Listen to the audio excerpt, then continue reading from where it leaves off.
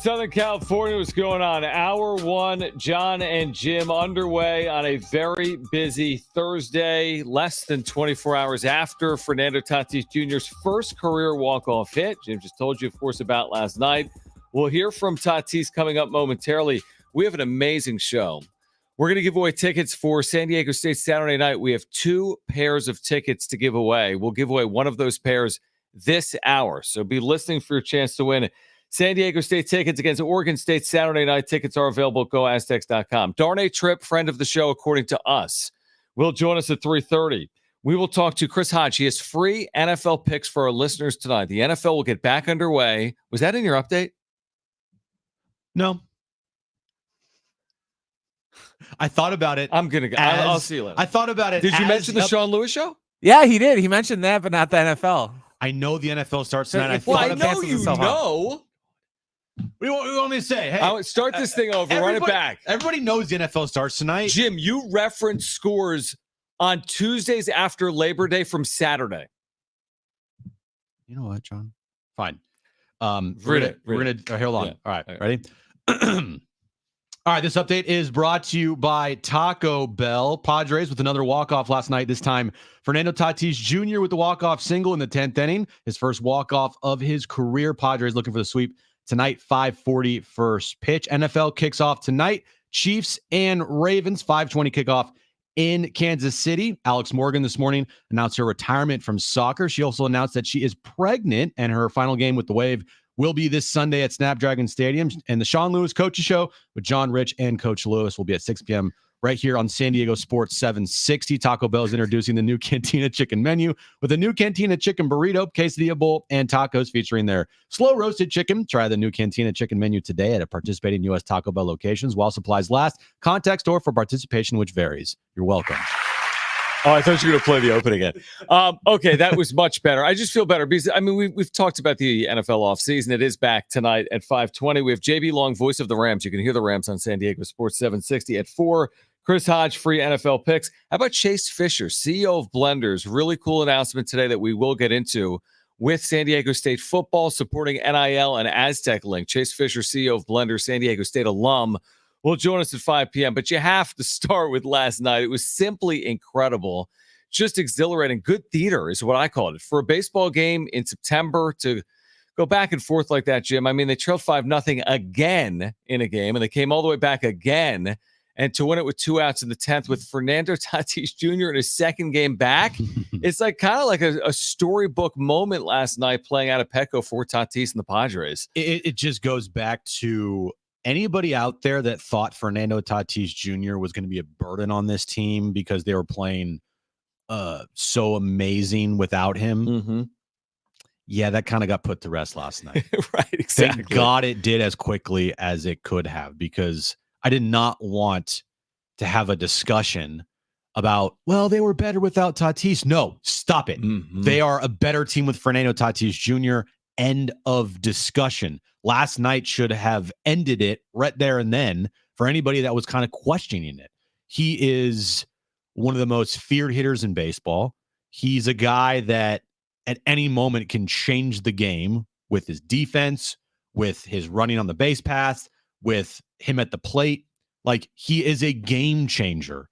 And last night in the 10th inning, when you walk Luis Ariz to get to Fernando Tatis Jr., good freaking luck. I mean, that just shows, one, how deep this lineup is, mm-hmm. and two, you really are in a situation where you're damned if you do and you're damned if you don't with almost anybody. We talked about this last night. That's the point, because it's like you got the Machados and the Profars and the Tatises and the Arizes. This year they've had 8 walk-off wins. From how many players? 7? Luis Ariz has a walk-off hit. Fernando Tatis Jr. last night. Right. Donovan Solano has a walk-off hit. Manny Machado has a walk-off hit. Jake Cronenworth has a walk-off hit. Jackson Merrill has a walk-off hit. Yeah. Jerkson Profar has a walk-off hit. And Kyle Higashioka has a walk-off hit. So where are you turning? That's essentially your entire lineup. And listen, I get feeling disrespected. We have Tatis last night after the intentional walk. We'll play it 1 second. I completely get it. And I'm with everything you said, and I think Tatis should feel that way. I feel like they put the Tigers AJ Preller put the Tigers. Mike Schill put the Tigers into Sophie's Choice. Their lineup is so deep and so good. Yeah.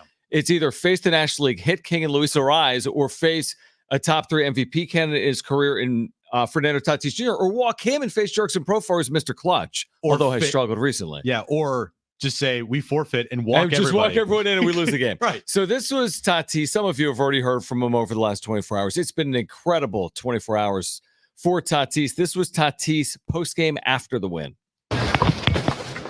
Man, was that true? That's your first walk-off? Here in MLB, yeah. Really long time. But it came in a special year, and happy it came to there.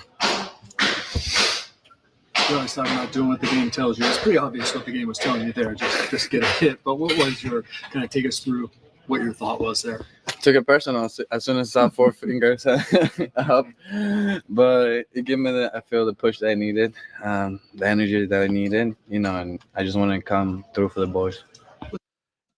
Felt Toddy. slighted. Yep. Felt like, got to come through there. Of course he should. Like, you walked Luis Arraez to get to me, and I immediately thought to myself, whoa. You're walking him to get to Tatis. I know from a strategy standpoint, you might say, well, yeah, we rather face Tatis than the guy who leads the league in hitting right now. But I just look at Tatis as such a threat at the plate to put it in his hands to walk it off there. To me, was kind of crazy from AJ Hinch. Yeah, I understand that. I do understand that sentiment. I think a lot of people agree with you. I think maybe he was damned either way. But here's the good news for the Padres. They didn't need Tatis to come through immediately when he came off the IL, but they're going to count on Tatis.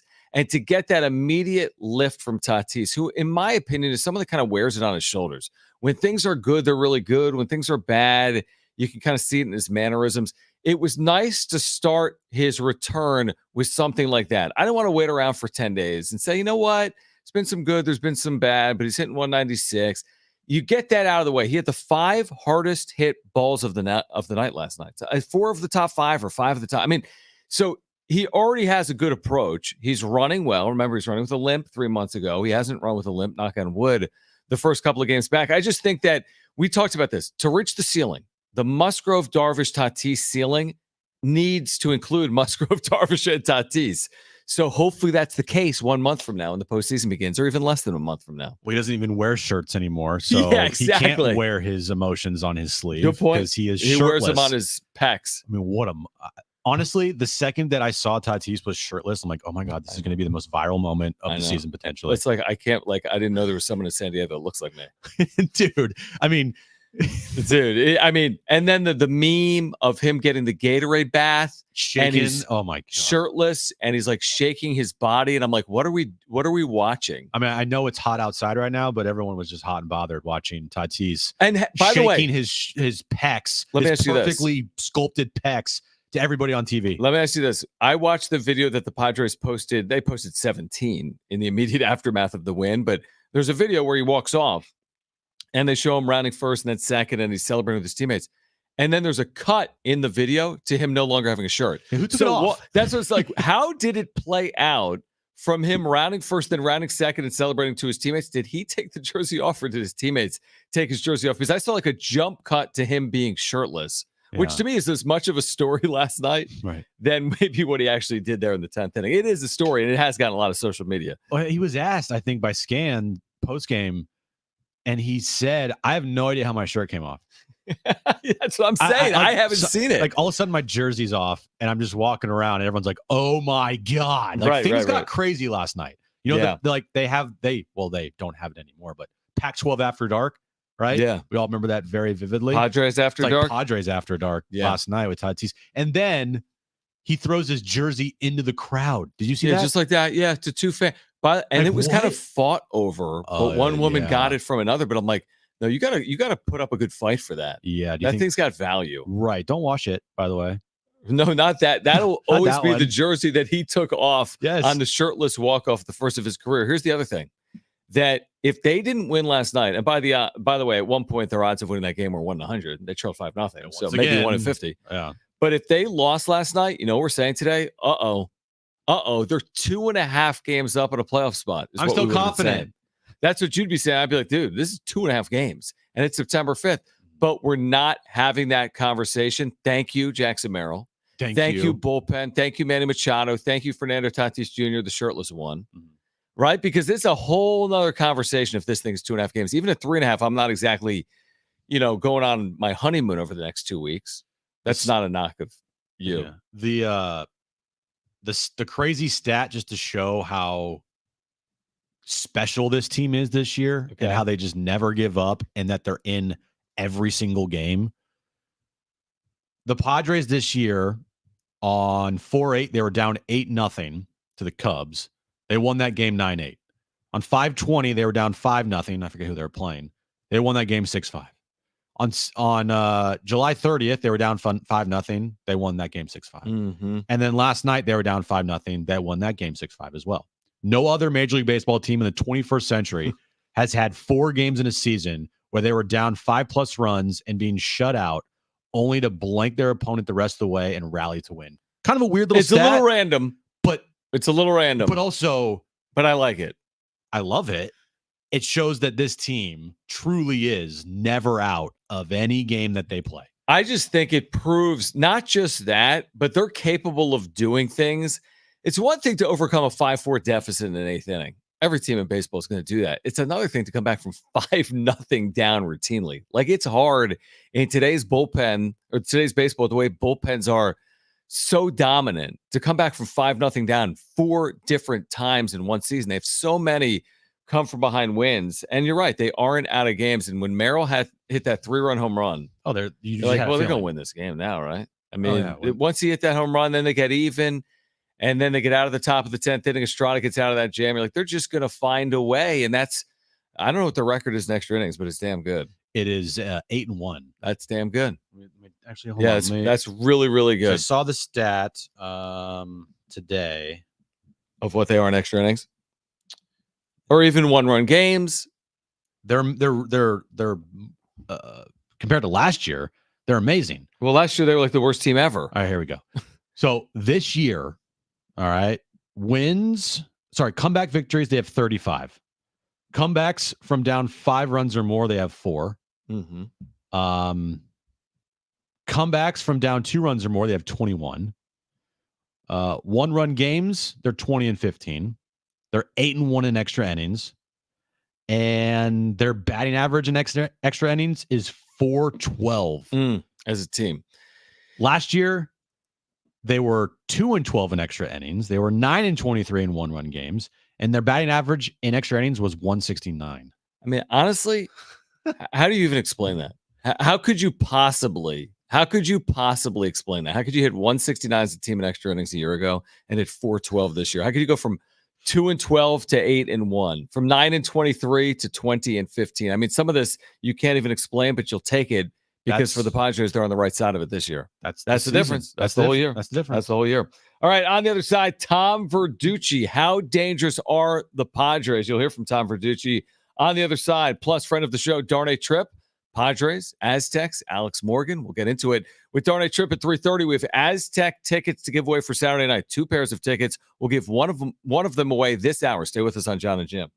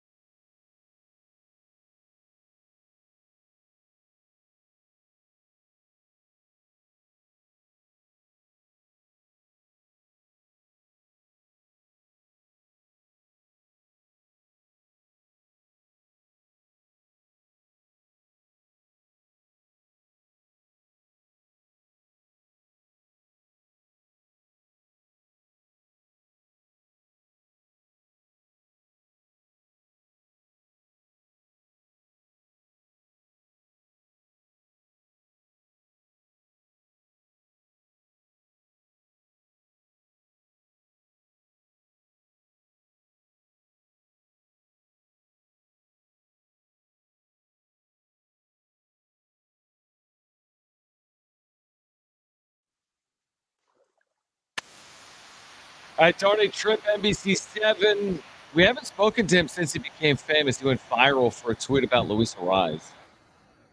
How did you get him on the show? I know it was actually easy. I texted him. Oh, But we haven't spoken with him since he said people have talked enough about Luis Ariz only striking out twice since the All-Star break, and like everyone freaked out. So he's going to join us coming up at 3:30. After our conversation with Darnay, we'll give away San Diego State tickets for Saturday night. You mentioned the Sean Lewis show. That's coming up at 6 p.m. here today. Chris Hodge, Taking Vegas, has free NFL picks for us. The NFL opener is tonight at 5:20. Update Are you in ready? the National League wild card standings. The Arizona Diamondbacks just lost to the Giants, meaning the Padres now go a game up on Arizona. If they win tonight, they'll be a game and a half up on Arizona. Is that accurate? I always have to check your work when it comes to standings. No, it's right. The Padres right now are a half game up on Arizona. So if Arizona lost, that means they've lost a half game. So a half game plus a half game is how many games? One game. Correct. So if the Padres win tonight, they are how many games better than Arizona? 1.5. And if they lose tonight, how many games better than Arizona? A half. Correct. So Correct. this is a big game tonight. They're all big, man. Like you said, you're a game up on Arizona, and you're 3 games up on Atlanta, and 3.5 games up on the Mets. That's where you are opening play tonight. But like the swing tonight is it's either a game and a half or a half game. That's a No. It's a 1-game swing. Yeah, it's either a game and a half or it's a half. Just like it's either 2 or it's 1. Never mind. It is good news. It's very good news. Giants over the Diamondbacks. Blake Snell goes in inning, throws 42 pitches. I was about to say, why did he throw? Oh, that's why He threw 42 pitches in an inning, and the Giants win that game 3-2. Let's hear from Tom Verducci, because Jim keeps saying most dangerous. Like, I wouldn't want to face the Padres. I stand by that. And most people feel the same way, but now we're hearing it from people like Tom Verducci, not just Jim. Not just me. So here is Tom Verducci on the dangerous Padres. Intentionally walked to face Fernando Tatis Jr. And Tatis said when he saw the 4 fingers go up, he said it fueled him. Walk off. What was this, his second game back from the injured list? I mean, they have starters, check. They have bullpen, check. They have magic working in that lineup. And on paper, it's one of the best in the game, Dan. It is. And I'm going to tell you, Lauren, we need to give Mike Schilt Yes, a we lot do. of credit. Oh, I like this. We do. This is a guy that I think needs to get some run for NL Manager of the Year. He was long and forgotten, and this Padre team, it seemed like to me an underachieving team the last 2 or 3 years. Tom Verducci in 2024, they're playing with renewed vigor. They're playing like a team like their hair's on fire. I agree, and this is not just a hot team, Danny. This is a dangerous postseason team. Dangerous. Why? Because their bullpen is outstanding, and they put the ball in play. Go back to that situation. Luis Ariz was walked. If I'm AJ Hinch, I do the same thing. Why a single beat you there? He's going to put the ball in play. Ariz is hitting .429 against right-handers with runners in scoring position. Yeah. I mean, good for Tatis. Find motivation wherever you want. He says, I took it personally. That's just good baseball. Right on right, I'm going that matchup all the time. I have to avoid Ariz, but that's how deep this lineup is, and they put the ball in play better than And anyone. Jackson Merrill, what he has meant to this lineup. Yeah, there were stretches, Tom, where he was carrying this lineup. And this is a rookie. Machado hadn't really gotten going. Tatis was hurt, but he was a constant in that lineup. Yeah, you watch that swing here. This is a ball middle in, taking it out to left field. Easy. Just kind of flip that out. We've seen him come through the clutch so many times, too. He plays beyond his years. This guy wasn't a center fielder until this year in spring training. Like, go play center. Oh, okay. No problem. To have that kind of composure, really, at what is he, 21 years old, in Padre- the biggest spots. They don't win that game last night if he doesn't hit that 3-run Think home. about that. Ariz, by the way, has struck out twice since the All-Star break. They Wow. mentioned the Darnay Wow. tweet. The Darnay tweet. They even mentioned the Darnay tweet. She said Ariz has struck out twice since the All-Star break. Nobody knew that if not for Darnay tweeting that. So defense rests a little bit, because if I'm not the only Yeah, one. no, I agree. Yeah, no, that your is point was saying valid. this. They are every single day that passes with games like last night and them continuously winning games, the more confident I feel in the narrative of they are the most dangerous team in the National League and probably all of baseball going into the postseason. You do not want to face them. I think they are very dangerous. Now, we'd have to listen to it again. He didn't say they were the most dangerous team. He said they're dangerous. Quote, hold on, let me pull this up here. From what I heard.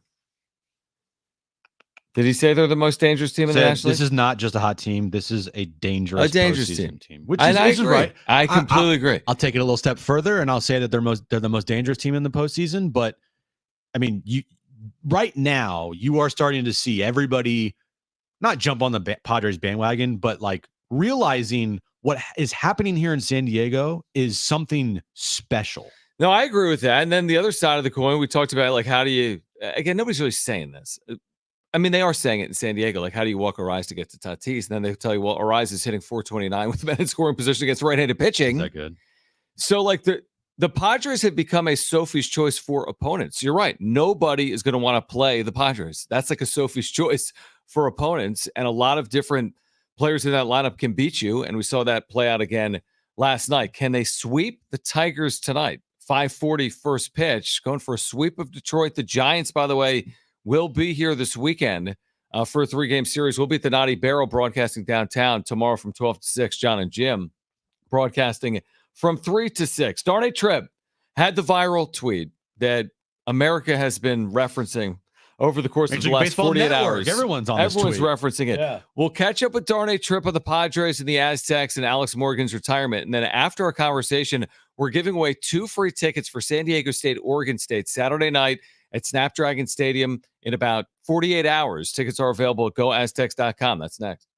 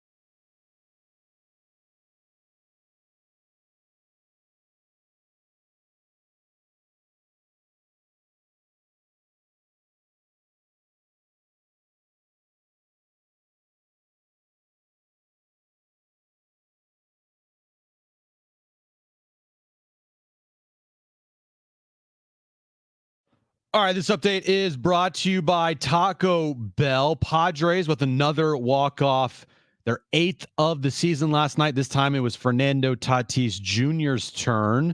His first career walk-off. Padres, they won the series. They're looking for the sweep today. 5:40 first pitch at Petco Park. The NFL is finally back tonight. Chiefs and Ravens kick off the 2024 NFL season. 5:20 kickoff in Kansas City. Alex Morgan this morning announced her retirement from soccer. She also announced that she is pregnant, and her final game with the San Diego Wave will be this Sunday at Snapdragon Stadium. And tonight at 6 p.m. is the Sean Lewis Coaches Show with John Rich and Coach Lewis. You can listen to that right here on San Diego Sports 760. Taco Bell is introducing the new Cantina Chicken menu with the new Cantina Chicken Burrito, Quesadilla Bowl, and tacos featuring their new slow roasted chicken. Try the new Cantina Chicken menu today at participating U.S. Taco Bell locations while supplies last. Contact store for participation, which varies.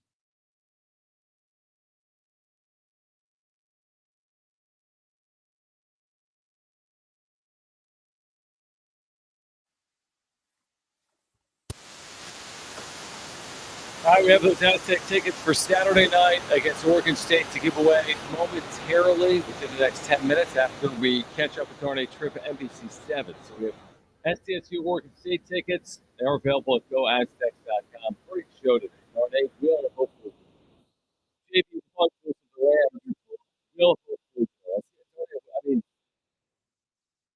he's got two phones. Ever since the viral tweet, I think he's got a second phone. I gotta get a new phone. He needs two phones. Everyone's blowing up. Everyone's trying to talk to him. Yeah. But I gave Brent the number for the new phone he's calling.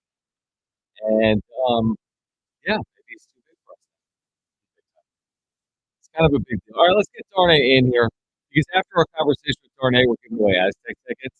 And that's not the reason why to listen for the next 10 minutes. Can you hear us? He can hear us. Yay! Yay! Okay, so we haven't spoke with you, Darnay, since your viral tweet. I mean, things have changed. You've gotten to be pretty big time. You have two phones now.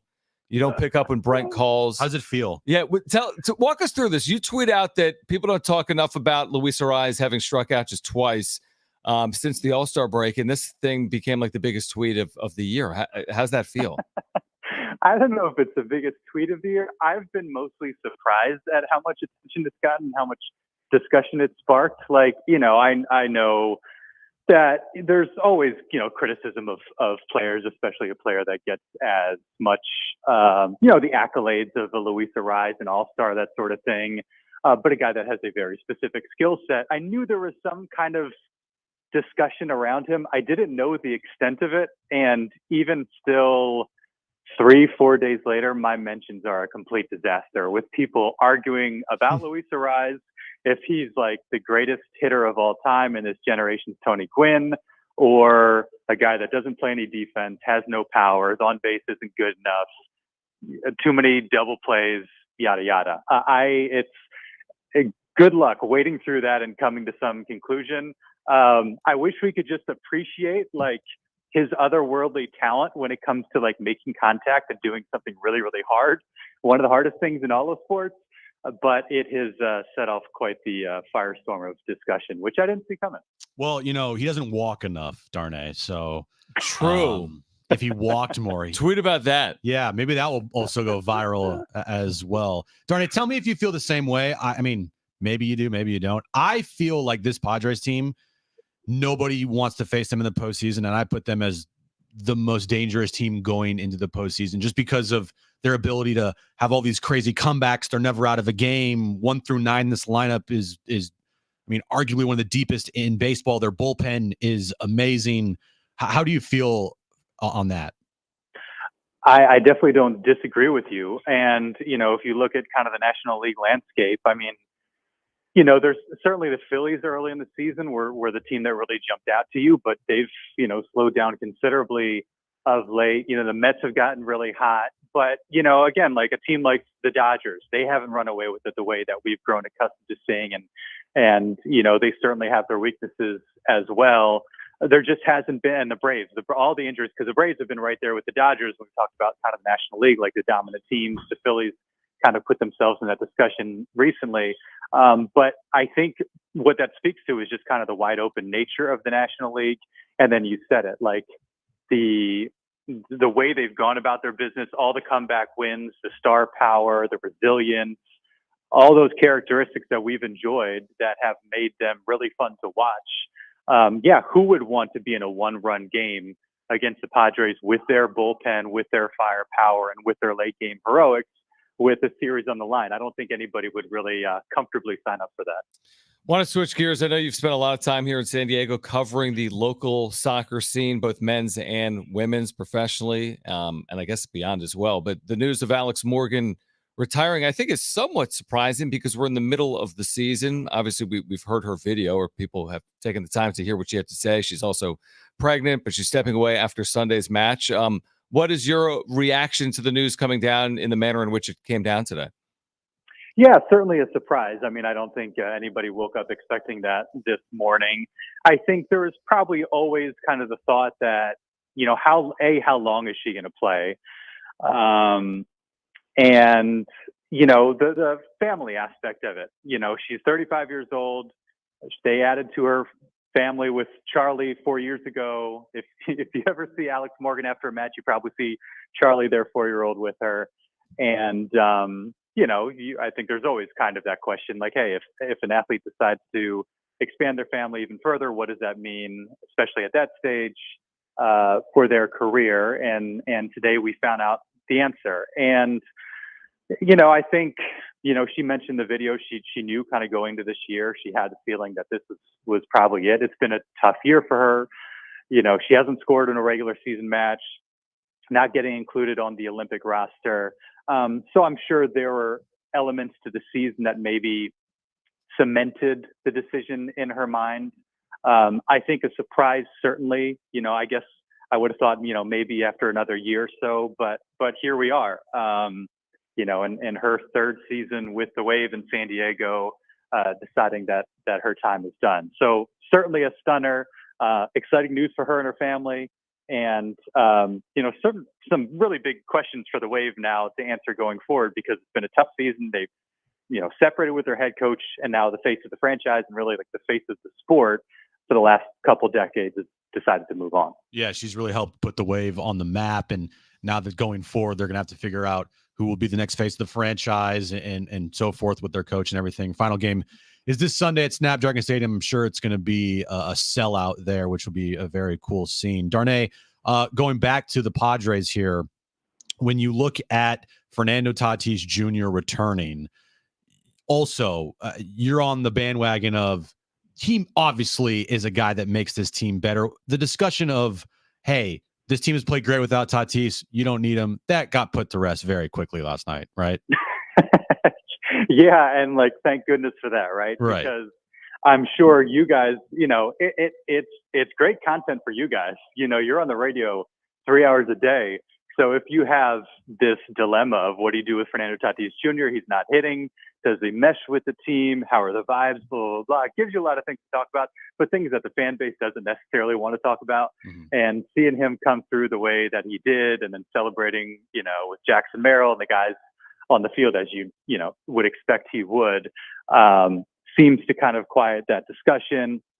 I think, the question is how often do you get David Peralta on the field, a guy that's been really, really good and came off of a fantastic month of August. You're always going to play Fernando Tatis Jr. He's always going to have his spot. But, when you finally have, a bench that's able to kind of contribute the way that they have and really important pieces down the line, you don't want to be in a situation where those guys are like Matt Carpenter last year, just kind of, all stuck on the bench and nowhere to be seen in terms of the game itself. So whether it's Profar struggling, whether it's Fernando Tatis just kind of easing his way back, I think that's going to be the question is okay, when do you get that guy some at-bats as well? But you're right. The big news is he's back. He kind of announced his return in a big way, and any concerns about the vibes and that sort of thing suffering or the team slowing down kind of seemed to answer that question in a big way last night. Final one for me. We're giving away Aztec tickets in a couple of minutes after we speak with you. Any thoughts, opening night thoughts on Saturday night? Danny O'Neil, the freshman quarterback, Sean Lewis, the first-year head coach at SDSU. Great to see him get going. I mean, I was excited. I was, anxious to see exactly what the offense would look like. Very concerned after that first half, but I think kind of feel like everybody knows what they did, and Marquez Cooper and O'Neal, how well he played. I think what impressed me the most, just kind of going beyond that, is like how comfortable did Danny O'Neal look? Like, yeah, he was missing throws, but just watching him, he didn't look phased. He looked very comfortable, at ease, even when things weren't going well in the first half. It didn't seem like a guy that got too low or got too high, just very even keel, very steady, and seemed comfortable in a position that we've never seen a true freshman at SDSU in before. And so that bodes well, obviously, on top of the way they kind of click things into high gear. And so now excited to see what they do against Oregon State in a very different challenge, but a lot to be encouraged by, definitely in the second half. But even amidst the struggles, just the way Danny O'Neal looked when things kind of weren't going well. How much pressure do you feel to deliver on this Manny Machado breaks Nate Colbert tweet? Home run tweet. True. Jeez. I think I do have something in drafts. It's not like a fireworks show. Certainly, it's just a tweet. Tell John how important drafts are, because John thinks that it's like the dumbest thing ever. Yeah, because what if you hit send by mistake? You can't. Well, I just don't want to have to I don't want to have to think about it in the moment and type it up in the moment. Yeah. So if it's in the draft, it's similar to what I've been doing with maybe like a little bit more information, but I can just pull that up, add the video, hit send, and we're good to go. So I don't do it a ton, but there are certain times where it's like, I know this is going to happen in the moment. I want to be on it, and I don't want to have to think about it when the time comes. So, it doesn't surprise me that John has no idea what drafts are. I have no idea. No clue. So what are you going to do once he breaks it? Like, assuming he breaks the record, that's, I think, the point of this series of tweets. But let's say he breaks it, and then he gets like 3 home runs past it. He already did a special on NBC Sports Wrap, right? Or that's coming up. It would be funny if I did just like this mega, over the top tweet every single time he hit another homer. Yeah, because he's going to set the record. Exactly. I did jokingly think I should put Jackson Merrill now has 23 home runs, and he is 140 away from setting the I was thinking that last record. night. Yeah. I might do that one of these days. We'll see. You really dropped the ball by not making like a Manny home run thread on your Twitter account, but it's okay. It's all right. Live and learn. Yeah, that is a good point. Next time. Maybe when Tatis goes for it, we'll do that. Yes. I like that. Darnay, appreciate it. Great stuff. Seriously, I know you've been on top of all this stuff, whether it's Alex Morgan's retirement or the San Diego Padres and stuff going on with the Aztecs as well. So thanks for hopping on as always. We appreciate it, man. Thank you. Appreciate it. All right. Darnay Tripp, NBC 7. Who just joined us? If you know the answer to that and you're the first caller, you've got 2 free tickets to San Diego State or Oregon State. Who's our guest? I've really mailed it in. John is. I've mailed it. It's week 2 of the college football season, and he's already I'm mailing in the it. show. He's 877-767-4760. Who just joined us? If it's the mail in one thing, I understand it's this this show being the thing that you mail in. First correct caller is going to see San Diego State, Oregon State Saturday at 7:30. Tickets are available at GoAztecs.com. If you don't win right now, we have another pair of tickets to give away coming up on today's show. JB Long, voice of the Rams, joins us at 4. Dan Plesac discusses how good the Padres bullpen is. I thought he was joining us. I was like, He's going to join us next and tell us how good the Padres bullpen is. Stay with us.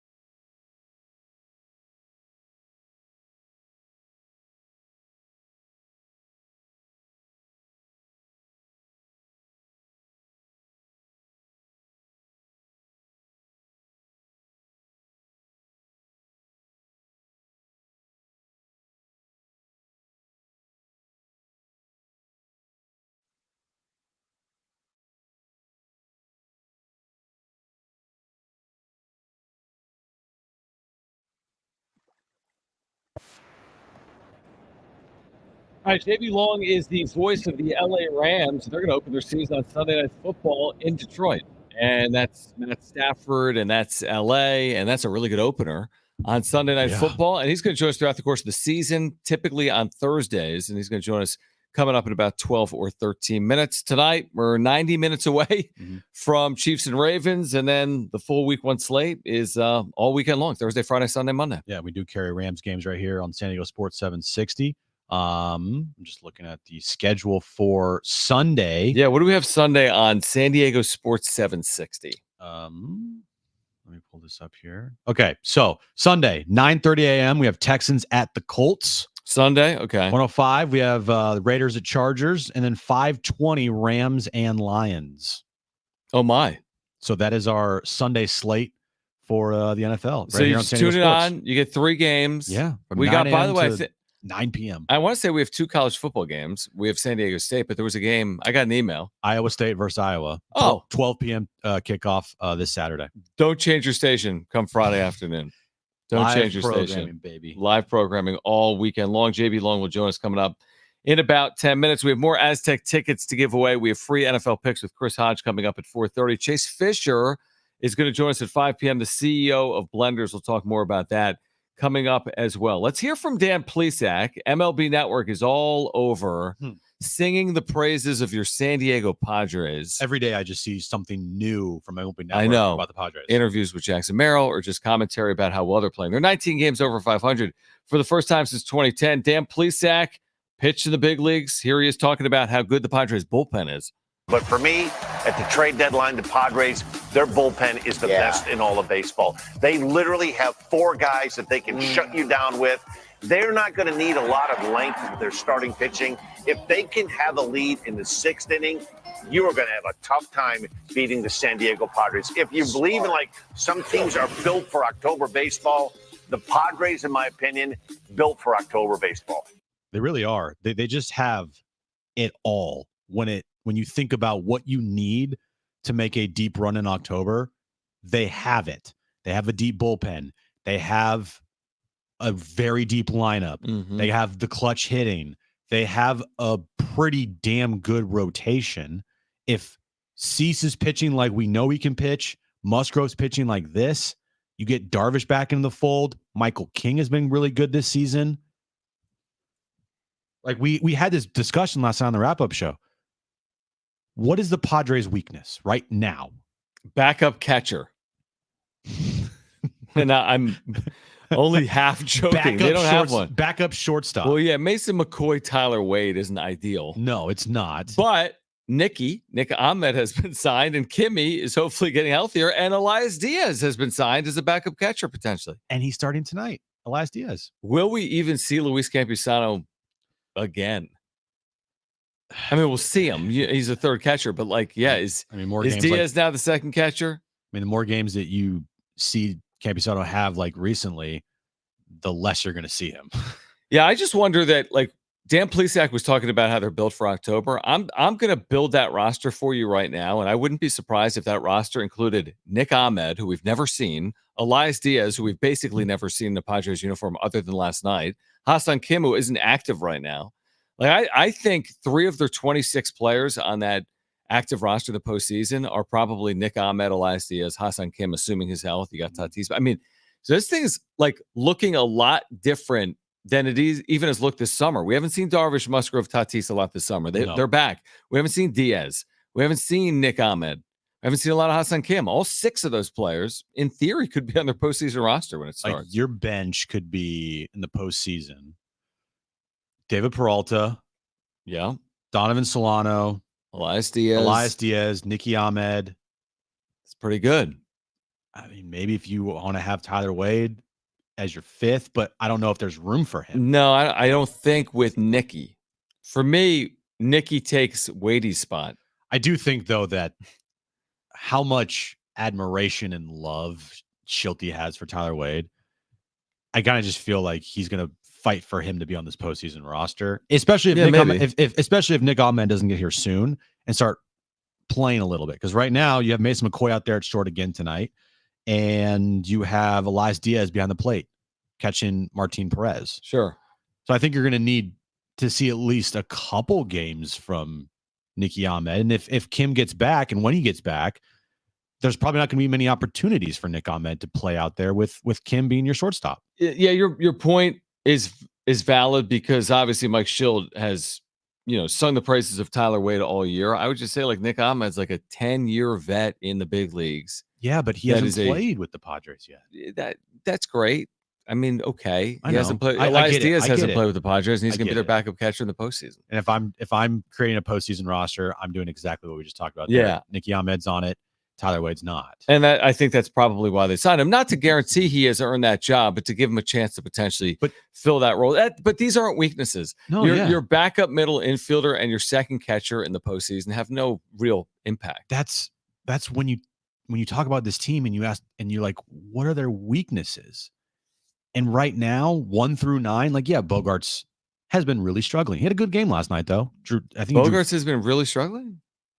Well, he has not been like he was when he returned from the Question IL. mark. He had 3 walks last night, which is pretty good. But impactful stuff, when's the last time you saw Bogarts make a real impact at the plate, like Jackson Merrill or Manny or Profar or Tatis or Luis Ariz has? Or Jake Cronenworth. I mean, do you want me to do the post All-Star break numbers or no? Why don't you do just from August 1st on? Okay, because since he's returned, he's hitting .313. But since August 1st, you want? Yeah. Okay, I'll play that game with you. I want the August 1st. I'll play that game. Give me this. Through last night, Xander Bogaerts is hitting 248. So there you go. 248, Jim. His return, those 2.5 weeks, he was incredible. And that has made it look better than it really has been. Yeah, that's true. I mean, 248 isn't that much of a slump. Like Jerkson Profar's under 190 now. Right. But since at least the 1st of August. But I can count on Profar to give me some type of real impact with go-ahead home runs, tying home runs. Clutch moments. Still waiting for Xander to do that, and that'd be great if he would show up here in September to go in the postseason because he's going to be a big part of this team. Do you remember September last year? It was fantastic. Mr. Clutch for an irrelevant team. All right, JB Long, voice of the Rams, will join us on the other side. Rams and Lions right here on San Diego Sports 760 on Sunday night. JB Long to kick off the 2024 season. Voice of the Rams will join us next.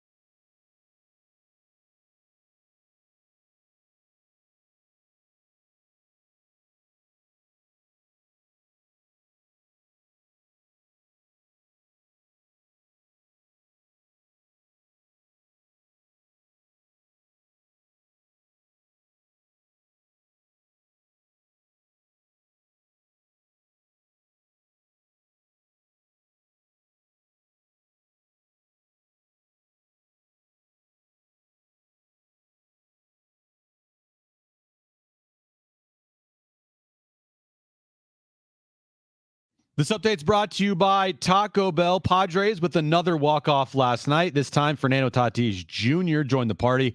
His first walk-off of his career, the 8th walk-off this season for the Padres. Padres are looking for the sweep later tonight, 5:40 first pitch.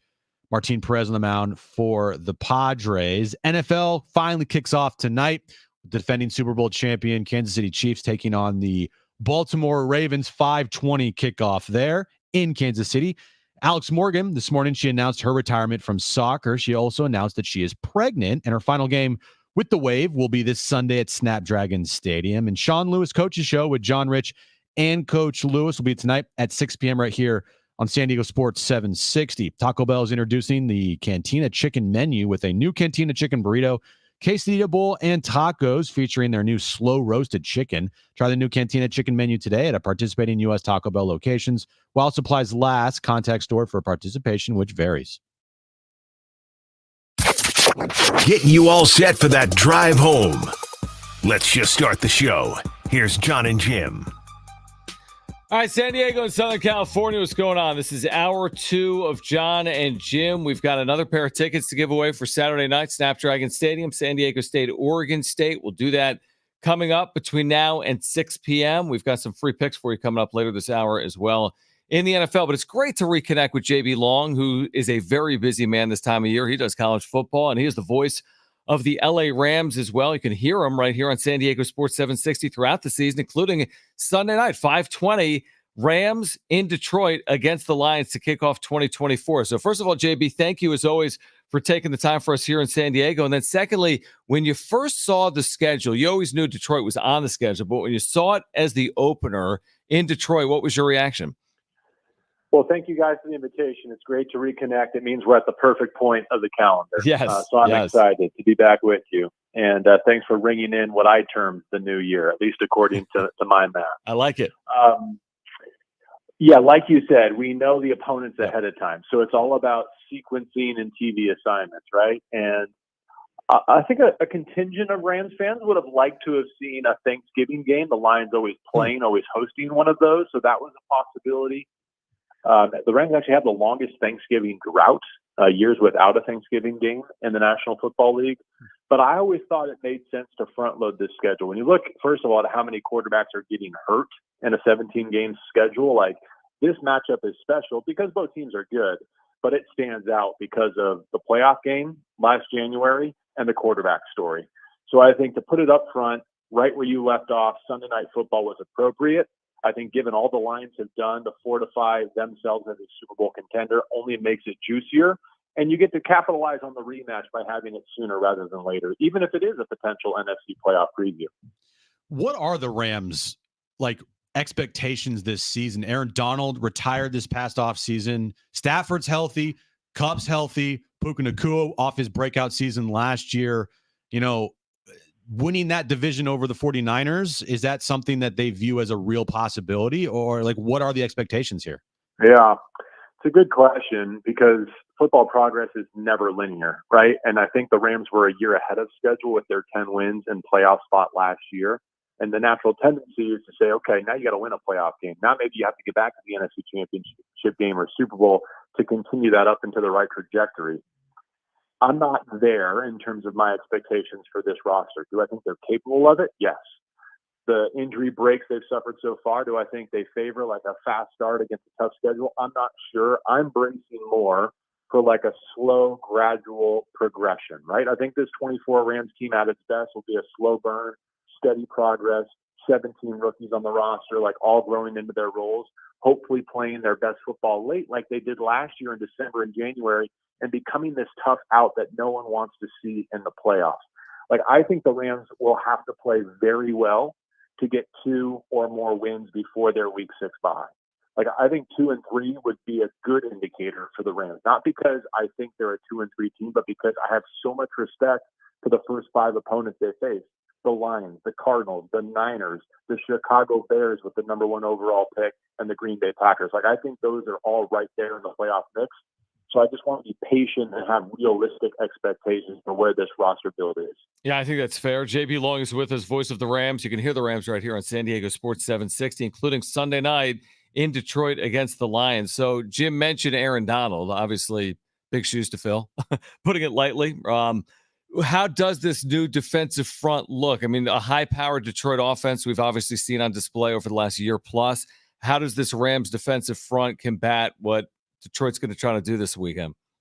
Yeah, John, you're on it. I mean, if the Rams have anything going for them, I guess it's the element of surprise. New defensive coordinator in Chris Shula. So I'm not going to say a new scheme because it's all in-house, but I think a new spin on it.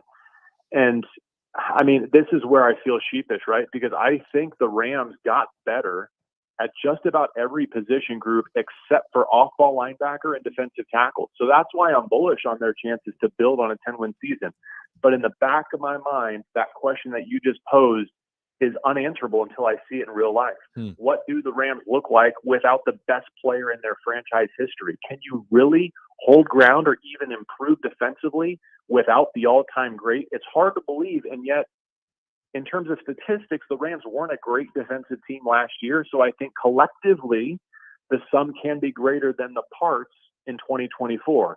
You're just missing the best part you've ever had, and that's tough to anticipate what that's going to mean to this year's team. Matthew Stafford, 36 years old. We know the conversation around Sean McVay a couple times, like, oh, is he going to retire? Is he going to stay on? How much longer do you think Matthew Stafford realistically has being the quarterback for the Rams in the NFL? Well, we're all day to day. And Matthew is year to year, I would say, at this point, right? Like, I think Tom Brady has skewed our estimation of what quarterback prime looks like and how long it lasts. I think Matthew's still right there at 36. I think last year was among his best seasons ever. And so the way the Rams have constructed this around him, I think the focus now shifts from this gravitational force of Aaron Donald being the greatest defensive player walking the planet and how much can you leverage those years to your championship window. Now it's pointing squarely towards, okay, as long as we have Matthew Stafford, we've got a chance every Sunday. And that was the lesson, I think, of last year. Yeah, 22 was a dip, but so long as number 9 is at quarterback and Sean McVay is the head coach, you'd be foolish to fade the Rams because they're always going to be right there, even if they're shorthanded at various position groups. JB Long with us right now, voice of the LA Rams, San Diego Sports 760. How do you see the NFC? Obviously, the Niners are returning most of their team. Are they a clear front runner? Are they the front runner? How do you see it? Yeah, I think until proven otherwise, but here's what I would say. I think the division is actually flatter this year, the NFC West. I think the NFC North is being given its flowers as the best division. And I get that. Like, Detroit has one of the best rosters in the league. I think the Green Bay Packers got red hot last year. And the Chicago Bears draft the number 1 overall quarterback, Caleb Williams, and they put him in probably the best circumstances that a number 1 quarterback has ever entered offensively. The Minnesota Vikings aren't shabby either, right? So I get that. I just think a few things. One, the Niners are in like last dance mode, right? Like they know it's got to be now. But at the same time, they've played so many extra games over the last year, 2 years, 3 years. Eventually, I just know that takes its toll. Their sustained success has been admirable. I love Pete Carroll. I think he's one of the greats. But I think the Seahawks had long been butting up against their ceiling under Pete Carroll. And I think a regime change, especially one inspired by McDonald's defensive prowess, pairing him with Ryan Grubb, like I think that has the potential to be really potent. And I think the Seahawks are for real. And then Arizona's kind of been the doormat, right? Like ever since we've been talking, they've been wins that the Rams have been able to bank. I don't think that's the case anymore. I think the Cardinals have their act together now. Front office, coaching staff, players. Like once Kyler got back to full health at the end of last season, they were trouble. And I don't expect any easy game from Arizona either. Kyron Williams, I mean, there's been discussion like, oh, he's not going to be a punt returner or a kick returner. Does that hurt him at all as far as his involvement in this offense goes? It's a great question. And it's funny how off-season storylines either catch fire or kind of go silently into the night. And I knew a couple weeks in advance that this was the direction the Rams were going. But to see Sean McVay say it publicly and then the fantasy football fueled reaction that it sparked was incredible. It's kind of indicative of our modern football state. Look, I had this conversation with my broadcast partner, Maurice Jones-Drew, today, who was a punt returner in his early days in Jacksonville. But I think once he started becoming a Pro Bowl caliber back, they scaled back on that. And so it is perplexing is the word I would choose to see the Rams go in the opposite direction and put their lead back in harm's way. Now, the Rams have to get better in the kicking game, and maybe this is one of the levers that they're going to pull. I would also say I think the Rams' tendency has been to play punt return safe, generally speaking, and just fair catch it, field it, secure it, get it back in the hands of Matthew Stafford as quickly as possible. And so maybe that's part of the thinking too is, hey, who do we trust most to be back there to get us back in the offensive huddle? Do you have a Mountain West game this weekend? How are you doing this? How are you doing Mountain West games and Rams games? I know you've done it with Pac-12 games, but what's the schedule look like? Oh, yeah, willingly and gladly. I've got Georgia Southern at Nevada, so I'm going to Reno tonight. Nice. And then the plan, and if you can pray for my travels, I would take them.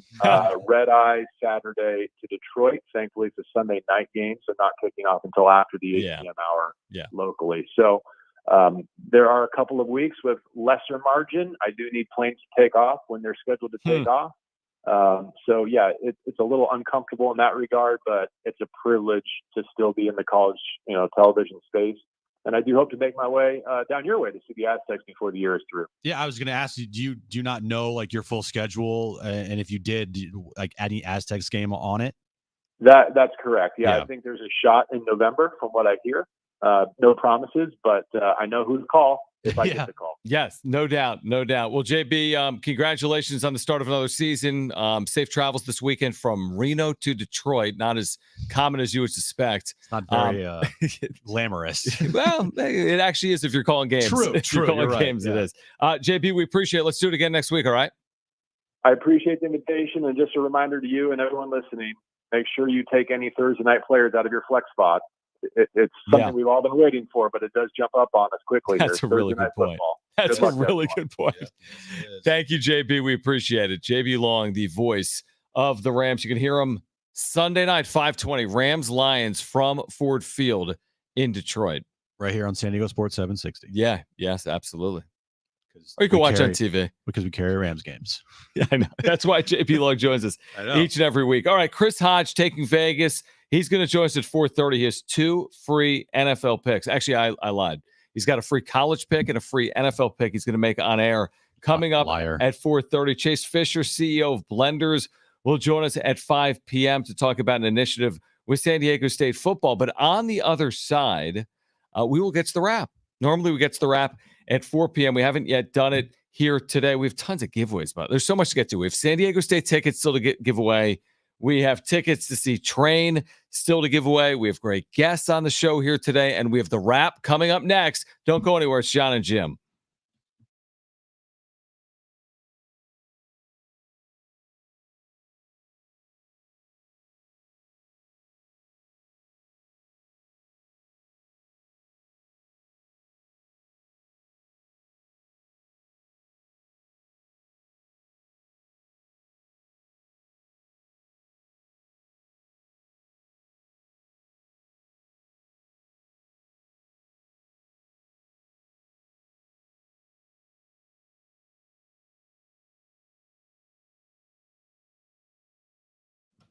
All right, hey guys, it's Shay for great news for homeowners. It really is. Mortgage rates tanking. My friends at Loan Pronto have rates that start with a 4.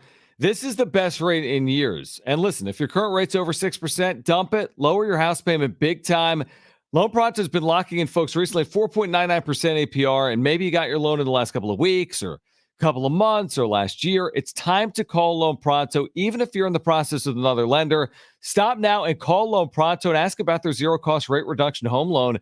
You can lock in a lower rate with no closing costs in a matter of days with almost no paperwork and usually no appraisal. If you act now, you can skip your next, not 1, but 2 house payments. Call now. Loan Pronto can give you a rate quote in minutes with no hard credit pull and no upfront fees like those other guys. Here's the number, 619-207-4336 or loanpronto.com. 619-207-4336. Equal housing lender, NMLS 1661781, on approved credit, NMLSconsumeraccess.org.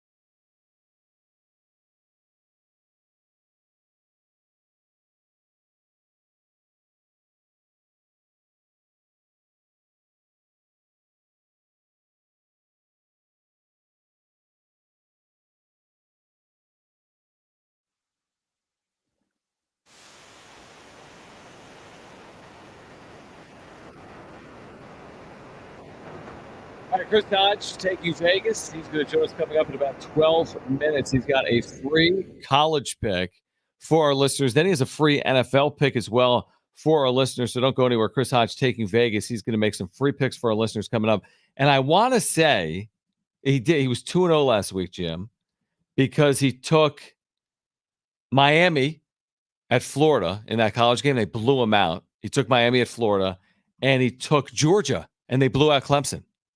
And, by the way, he took the Aaron Judge under on home runs hit. And he's going to be right because Aaron Judge hasn't homered since he joined us, by the way, a week ago. He also hasn't done anything since his appearance on Paw Patrol. I've somehow got sucked into like Yankees stuff on my timeline. I was gonna say, why are you watching Paw Patrol? I'm not watching Paw Patrol, but like on the For You tab. For You tab. I don't click on that. That scares the hell out of me. I For You tab is just like death. I hate it. And murder. I like to follow the murder. Isn't it? But a lot of Yankees fans are upset that he was on Paw Patrol because ever since he's been on Paw Patrol, he's been awful. I don't understand it.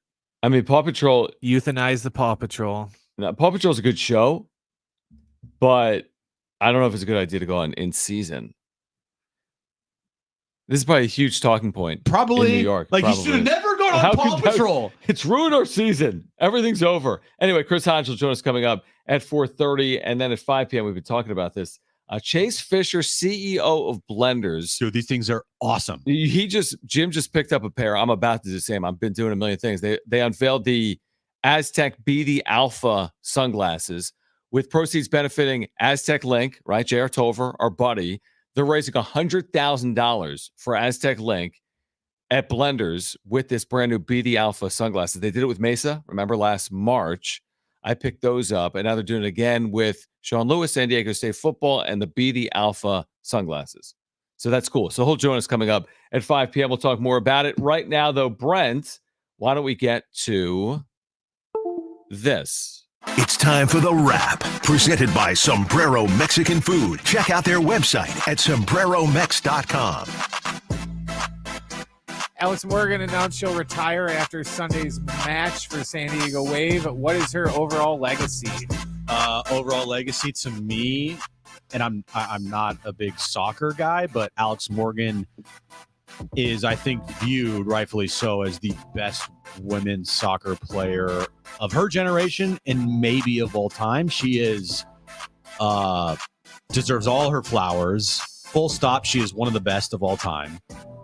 And I think being here in San Diego put the Wave on the map, put women's soccer on the map here. As long as the country, being an Olympic gold medalist, winning World Cups, like everything that when you think about soccer, she is, and she has grown the game so much in her time as a professional. So congratulations to her. She deserves nothing but the best, and riding off in the sunset. And honestly, I think Snapdragon Stadium on Sunday will be a scene. It'll be a scene. I was actually looking at tickets. I got an email about tickets. Like, tickets are hundreds and hundreds of dollars. I think it's certain sections for Sunday. Now, I don't know if they're the whole. I don't know what they do for Wave matches. Some of them are the entire stadium. Others, it's lower bowl. Others, it's one side, upper bowl. Right. So I don't know what the plan is. I would assume you would sell the entirety of the stadium for her final match. Her legacy is significant. I would localize it to like, what's her legacy for the Wave, and talk about a tough act to follow for the organization. How on earth do you follow up without Alex Morgan? I mean, landing Alex Morgan prior to their first season was unbelievable. And what that meant for the marketing of the franchise was just incredible. What does it look like without Alex Morgan? What do the Patriots look like without Tom Brady? So, like, you have to be thinking about that. Like, how do you move forward without such a marketable star? I hope they're able to accomplish it because they've been so successful these 3 years. And you could argue globally, on a global scale, she was the most popular athlete in San Diego. Like, global. Yeah, maybe, yeah, right. On par with someone like a Fernando Tatis Jr. or beyond because of her reach as a soccer player. Yeah, I think that. Yeah, probably. Because soccer is just so international and baseball really isn't. Yeah. Next question. Do you think the Chiefs are going to three-peat? Well, the last team to three-peat was, I think, The never team. Hasn't one team three-peated? That never team you were talking about that one never? time? I think the answer is never. It's either that team? It's either that or the Bart Starr. No, never. they only did 2. I think the never team did it. Okay, the never team. You're like the last team to you do keep it. telling me it's the never team, Jim. It's I'm the pretty never sure team. it's you never moron. been done, It's right? The never team. Isn't that often that never discussed? team, right? Unless that teams have done 3 and 4. No. 3 out of 4 years. 3 straight. 3-peats. Not that I remember. Or that the internet remembers, right? If any team you think can three-peat, it's the Chiefs. It's the Chiefs because of Patrick Mahomes. They could go 10-7. Yep. And get it as a wild card. Win it all. Or win the division at 10-7 and be the 4 seed somehow, host a playoff game, and guess what? They still could run through the AFC and they could win the Super Bowl once again. So I think the chances, hey, take the field or the Chiefs. I'll take the field, but would I be surprised if they three-peated? No, and I would hate it, and it would probably be against the 49ers again. In overtime with a bad coin toss decision. I think I hate you. It is. I'm not saying it's highly likely, but I think it's very possible that the Chiefs do this, and I would not bet against them doing it. I think they should absolutely be considered the favorite to win the Super Bowl again here this year. Next question. Will the Padres win more than 90 games? Oh, wait, hold on. I skipped ahead. Who's going to win tonight, Chiefs or Ravens? Well, tonight, Kansas City -3. Give me Ravens +3. I agree with you. I'll take the Ravens. I agree with you. I'm taking Ravens +3. Yeah. Even though I think the Chiefs are going to win the Super Bowl, I'll take Ravens +3. Next question. Now will the Padres win more than 90 games? I think the way that they're going, yes. I think that this team will be, as far as record-wise goes, the first team to have a 90-plus, like get into the 90-plus wins in the Preller era. Yep. And they'll have the most wins as a team since 98. I think they're going to be around the 93 mark, give or take a couple games here and there. Mm-hmm. So, yes, I think they're going to win over 90 games. They would need to have that 83 win mark that we talked about a lot when they were 500. They would need to go, 3-15?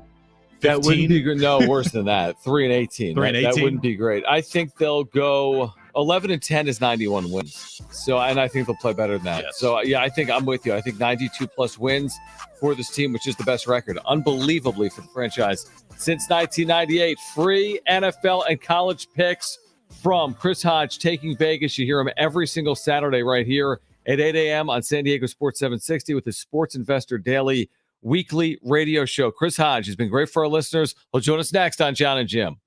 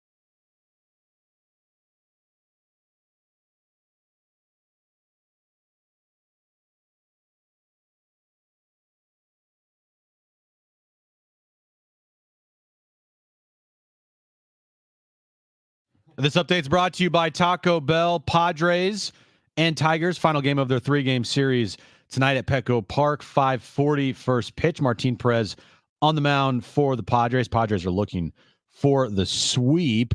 Alex Morgan this morning, she announced her retirement from soccer. She also announced that she is pregnant, and her final game with the Wave and in soccer will be this Sunday at Snapdragon Stadium. NFL kicks off tonight, thank goodness.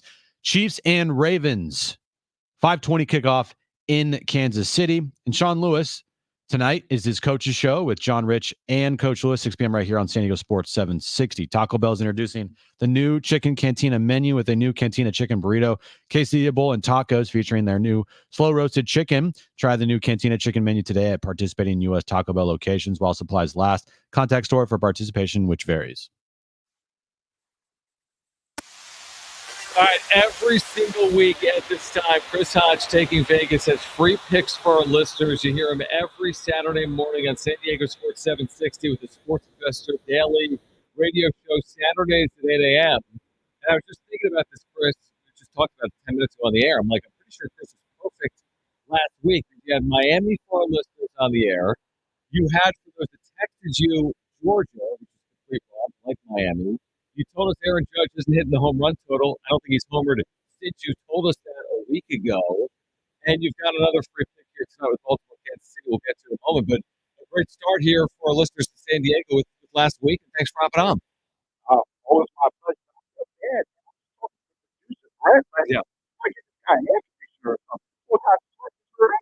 It's hot here. It's very hot in San Diego. Yeah, are we saying in the studio or at home? At home. I was going to say, I'm like, I feel fine right now. It's very toasty. It is. That's where we're at. Honestly, that's probably easier. All right, so let's go with this. Obviously, NFL opener, all eyes on Baltimore and Kansas City. Now, you are going to offer up this game on your text line. Again, the winner for our listeners on your text line last week. All you do is text WIN, W-I-N, to 545454.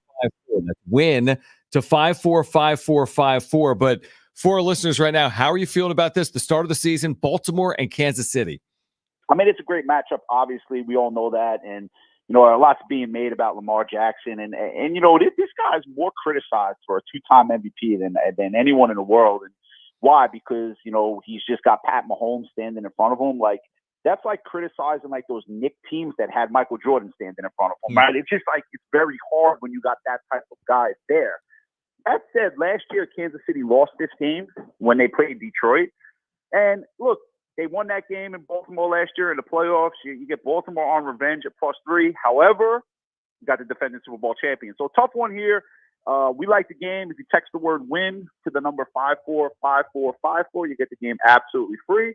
And I don't believe it's going to be as easy as Georgia was, but I think we do have a winner here. So just text the word WIN to the number 545454. You have the one free pick there, but you also have 2 free picks to give away to our listeners today. So let's go to college football here, Chris, with this Saturday with Texas and Michigan. What's your play in that one? So this is a tricky game because right now Texas does have the better roster. But there's something that's really going unnoticed in this game, and that's the defensive coordinator from Michigan. He's a former NFL defensive coordinator. He was with the Giants last year. It's Wink Martindale. And I really believe, if you look at the total of this game, right, it started, I believe, at like 44.5, 45. It's starting to come down. I think it's at 42.5 right now. And I just feel like Michigan can run the ball at home, and they're going to play good defense at home. Texas is, on paper, they do have the better roster. They are the better team. And they went to Alabama in the same spot last year and really kicked the hell out of them.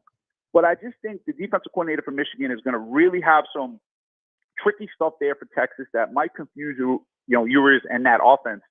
And I think Texas wins the game, but I think they do so by 3 points. I think it's going to be one of those great games. It's like 24-21 or 20-17, somewhere in that area. So I'm going to take the underdog here. You're going to defend the national champions +7.5. I know a lot of guys graduated, from that team that won, and they obviously lost their coach. But it's still a proud defense. They're still at home. They can still run the ball. And when you have a good defense and you can run and you're home and you're getting 7.5, I'll take that. So I'll take Michigan plus the points. I think they're going to, lose a close game, but I don't think they're going to lose by more than a touchdown. All right. So Again, Michigan plus the points. If you want Baltimore, Kansas City tonight, text win to 5454. But you have another pick as well for our listeners right now. Let's switch gears to the NFL. Free pick. Obviously, a massive game for a lot of fans, NFL fans in California. Raiders and Chargers. This game is in LA. Jim Harbaugh's debut as Chargers head coach. What's your opinion here? I think the Chargers are going to get it done, right? I don't think they are necessarily that much better than Las Vegas. I really don't. And some of you might disagree with that. We know they have the better quarterback. I believe they have the better head coach. I think Antonio Pierce is going to do a fine job for Vegas, but obviously I think Jim Harbaugh is just, he's just the better head coach. And it's changing of the guard right now for the Chargers. No more Keenan Allen. Lots of guys that were staples there aren't there anymore. But they still have Justin Herbert. I know he's dealing with an ankle and lower body injury there. But I just think the preparation for what Jim Harbaugh is going to do in that first game, and I think we're going to see a more physical Chargers team, because that's a staple of a Jim Harbaugh team, right? They're just more physical. So I think Antonio Pierce will have Vegas prepared, but at the end of the day, I just think the Chargers are going to be able to run the ball, which will complement Herbert, and I think he'll make enough plays in the passing game off the running game. And I think it's going to be a great game, but I think the Chargers will get it done by at least a touchdown. So they're laying 3 in the game. I think they make enough plays late in the game to get the cover, and I do think it's going to be a fascinating game, but I think I'm going to say like 27-20 Chargers. Switching gears here just for a second, and Chris, did you break Aaron Judge? What's going on here? I know he took the under on his overall home runs, but I mean, he hasn't hit any sense. This is one of those times. It's like when you argue with your wife and you're actually right, and you're going to pay for it, so you don't want to be right, you'd rather be wrong, right? Yeah. It's one of those times where you look at the game and you just know they gotta stop pitching to him. That's what I said last week, right? Like, they can't pitch to this guy. It's like when Bonds was going. Like, he got into a situation where he's hitting everything over the fence. So you're not going to let him beat you. You're just not going to pitch to him. And I think when I came on the air last week, I think the home run total was right around 62.5. I think that number's like 59.5 right now. So it's already come down by 3. And they're not going to pitch to him. So this guy's not going to get a good pitch to hit. If he hits 5 more home runs in the month of September, I will be shocked. And it has nothing to do with him. It's just the pitches he's going to see just aren't going to be what he was seeing a month ago. So it's simple math. The baseball managers are doing what they're supposed to do. You don't pitch to this guy, and that's why you go with the under there. All right, Chris Hodge taking Vegas with us. Again, if you want the free pick in the game that's going to kick off in less than an hour, Baltimore, Kansas City, NFL opener, text WIN, W-I-N, to 545454. But Chris, before you go, I ask you this routinely, but for our listeners, maybe it's the first time they've heard you on with us, or they haven't heard you routinely, even though you've been on with us for years. What is the best way for people to do this and do it responsibly? If they want to get involved, if they want to get into this space, what's the best way that you recommend they do it? Yeah, man. I mean, if you bet in multiple games every day, and I've been on radio since 2006, and I've said the same exact message like a broken record, right? The sports books, like, think about it like this. The sports books are your enemy, right? So in what world would you ever do what your enemy wants you to do? It doesn't matter if it's in war, life, football, gambling. Why would you do what your enemy wants you to do? And what the enemy wants you to do is gamble on multiple games every single night for no money management, and you're just going to end up burying yourself. And that's the sad truth. But there is a way to win, because I've kind of proven it for 19 years. So if you play a percentage of your bankroll and you're select with games, and you don't treat sports as like you're being a lunatic and you just need the action, you're going to treat it like, I'm going to bet here and I'm going to bet there. You can win, but that's the way you have to do it. If you're going to bet multiple games every single night and have no money management, I am in business. I've been in the business since 2004. I've been on radio since 2006, and I'm telling you, you cannot win. I cannot win. But if you're select, games here, games there, money management, player percentage, you can have success. And I think we've proven that, and I hope we continue to prove that. No doubt. You've had some really amazing success for our listeners here in San Diego on San Diego Sports 760. Off and running 2-0 last week, really 3-0 with Aaron Judge potentially. And again, if you want tonight's game, Baltimore, Kansas City, all you got to do is text WIN to 545454. Chris, thank you. Let's catch up again next Thursday night. All right, you guys have a great night. Thank you so much. We appreciate it. Chris Hodge, taking Vegas. Football back. Football back.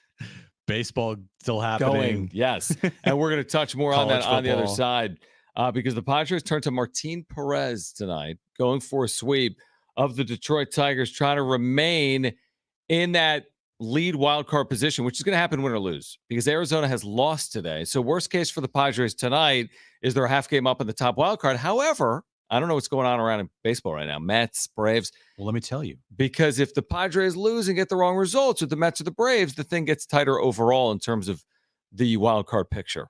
Well, the Mets do not play tonight. Okay, so they're idle. Yeah. Arizona has already lost. The Giants walked them off today.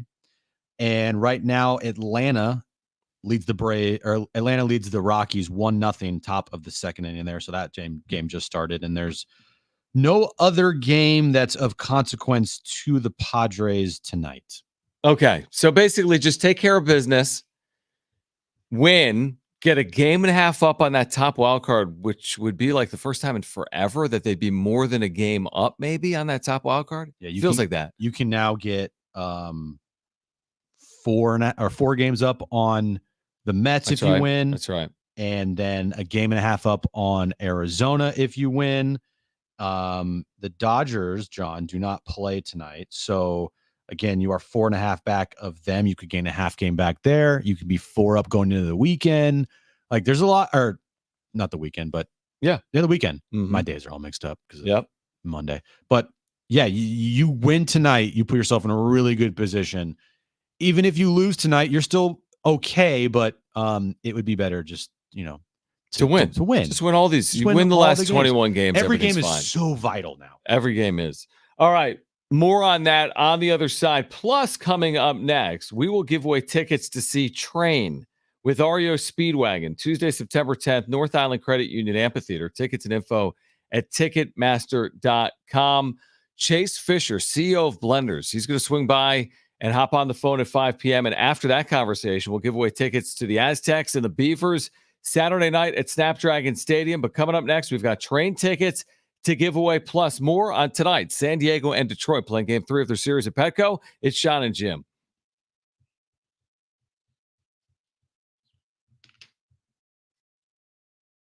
I saw this guy's name, Berlanga. I have no clue, dude. That's what I'm saying. You go to YouTube and listen. Edgar Berlanga. Edgar Berlanga.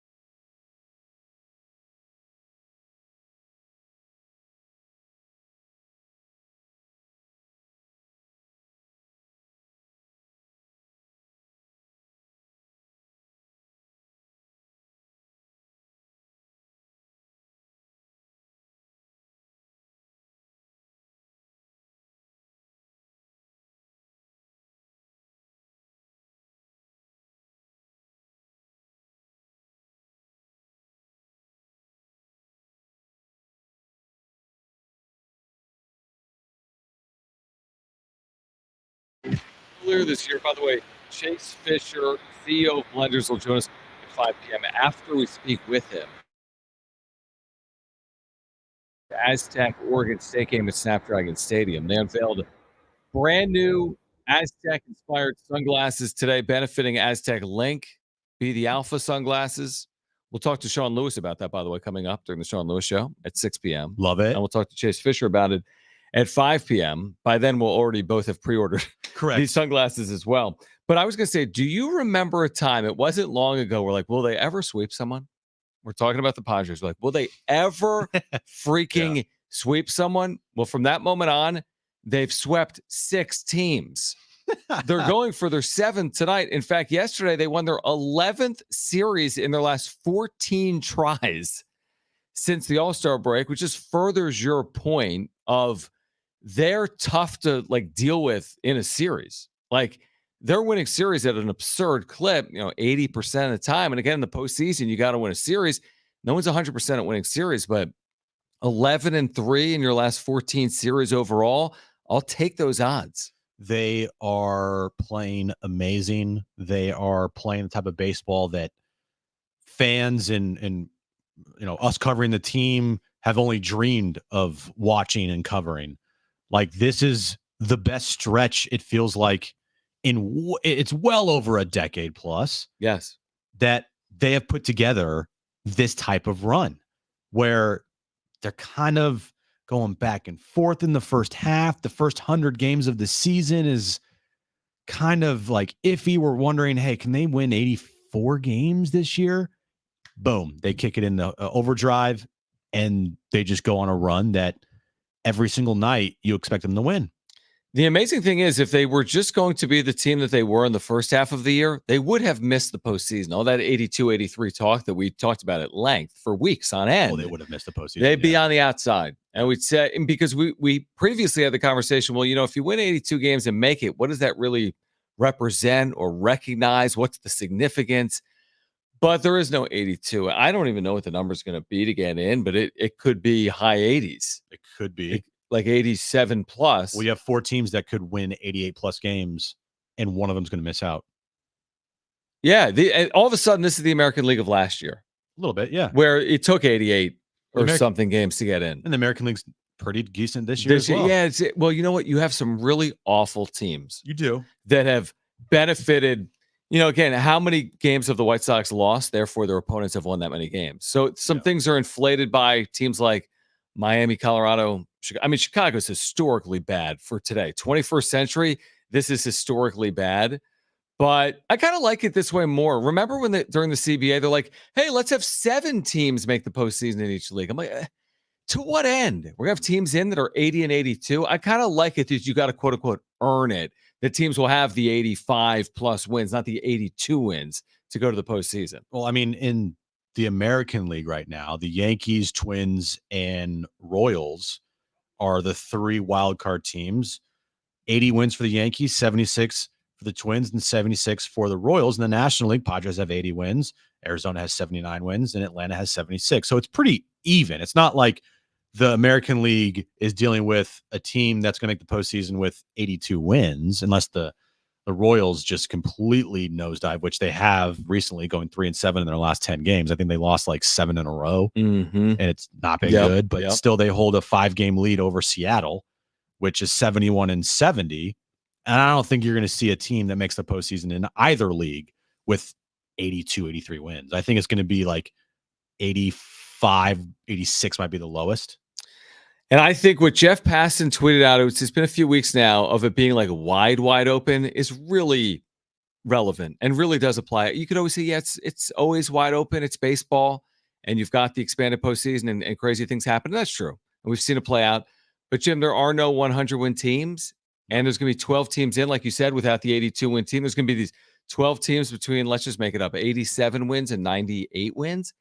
It's like a lot of the same teams. You play 162 and you got 12 teams within, 5 or 7 or 8 games of each other. The thing is completely wide open. And that's actually another reason to like the Padres. It's wide open. You're good like the other teams are good and you're playing well. Why not the Padres? And one thing about the run that this team is on, while it's historic for this franchise, they still need to like keep this pace to get that 4 seed, to make sure that they have home field in the wild card round, or have an outside shot to catch the Dodgers here.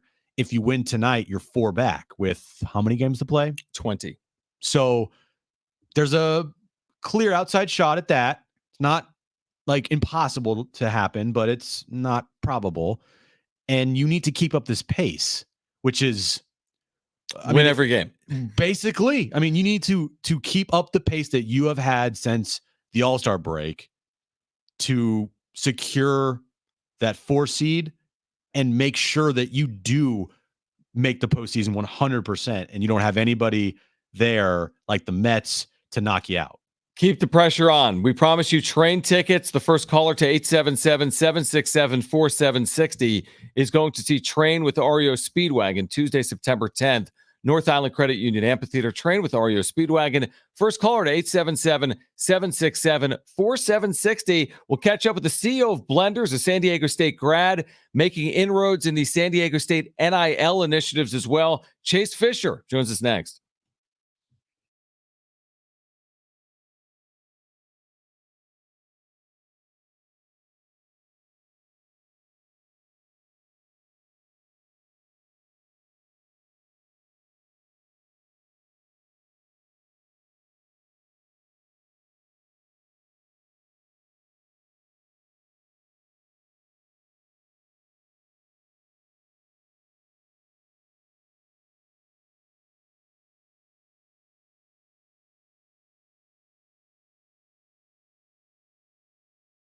All right, hey guys, it's Jon and Jim. It is finally here, opening night of the 2024 NFL season, and with Underdog Fantasy, you can win 325 times your money just by choosing higher or lower on your favorite player's stats. Yeah, we have a special play tonight for the kickoff of the NFL season, higher than a half a yard for Travis Kelce. All you got to do is download the Underdog Fantasy app and use our promo code JONANDJIM, Jon and Jim, and you can win some big bucks right now. Free Travis Kelce pick'em. All you got to do is go to UnderdogFantasy.com or the mobile app. Jim just told you the promo code is Jon and Jim, JONANDJIM, and Underdog will give you a highly discounted pick to use in your first pick'em entry, plus a 50% deposit match up to $1,000. That's Underdog Fantasy, promo code JONANDJIM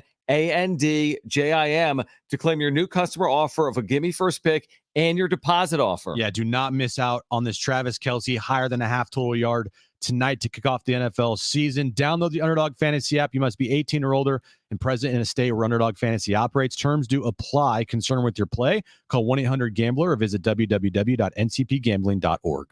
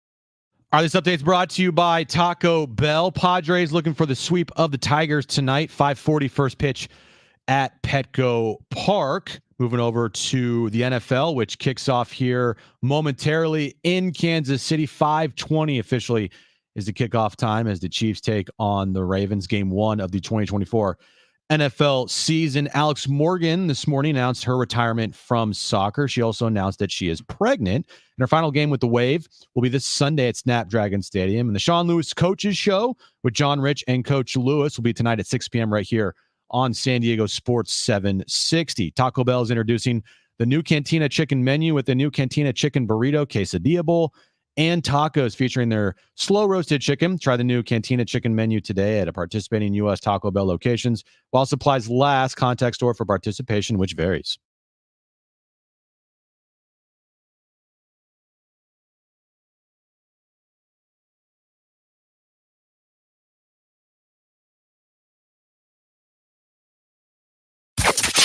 Getting you all set for that drive home. Let's just start the show. Here's Jon and Jim.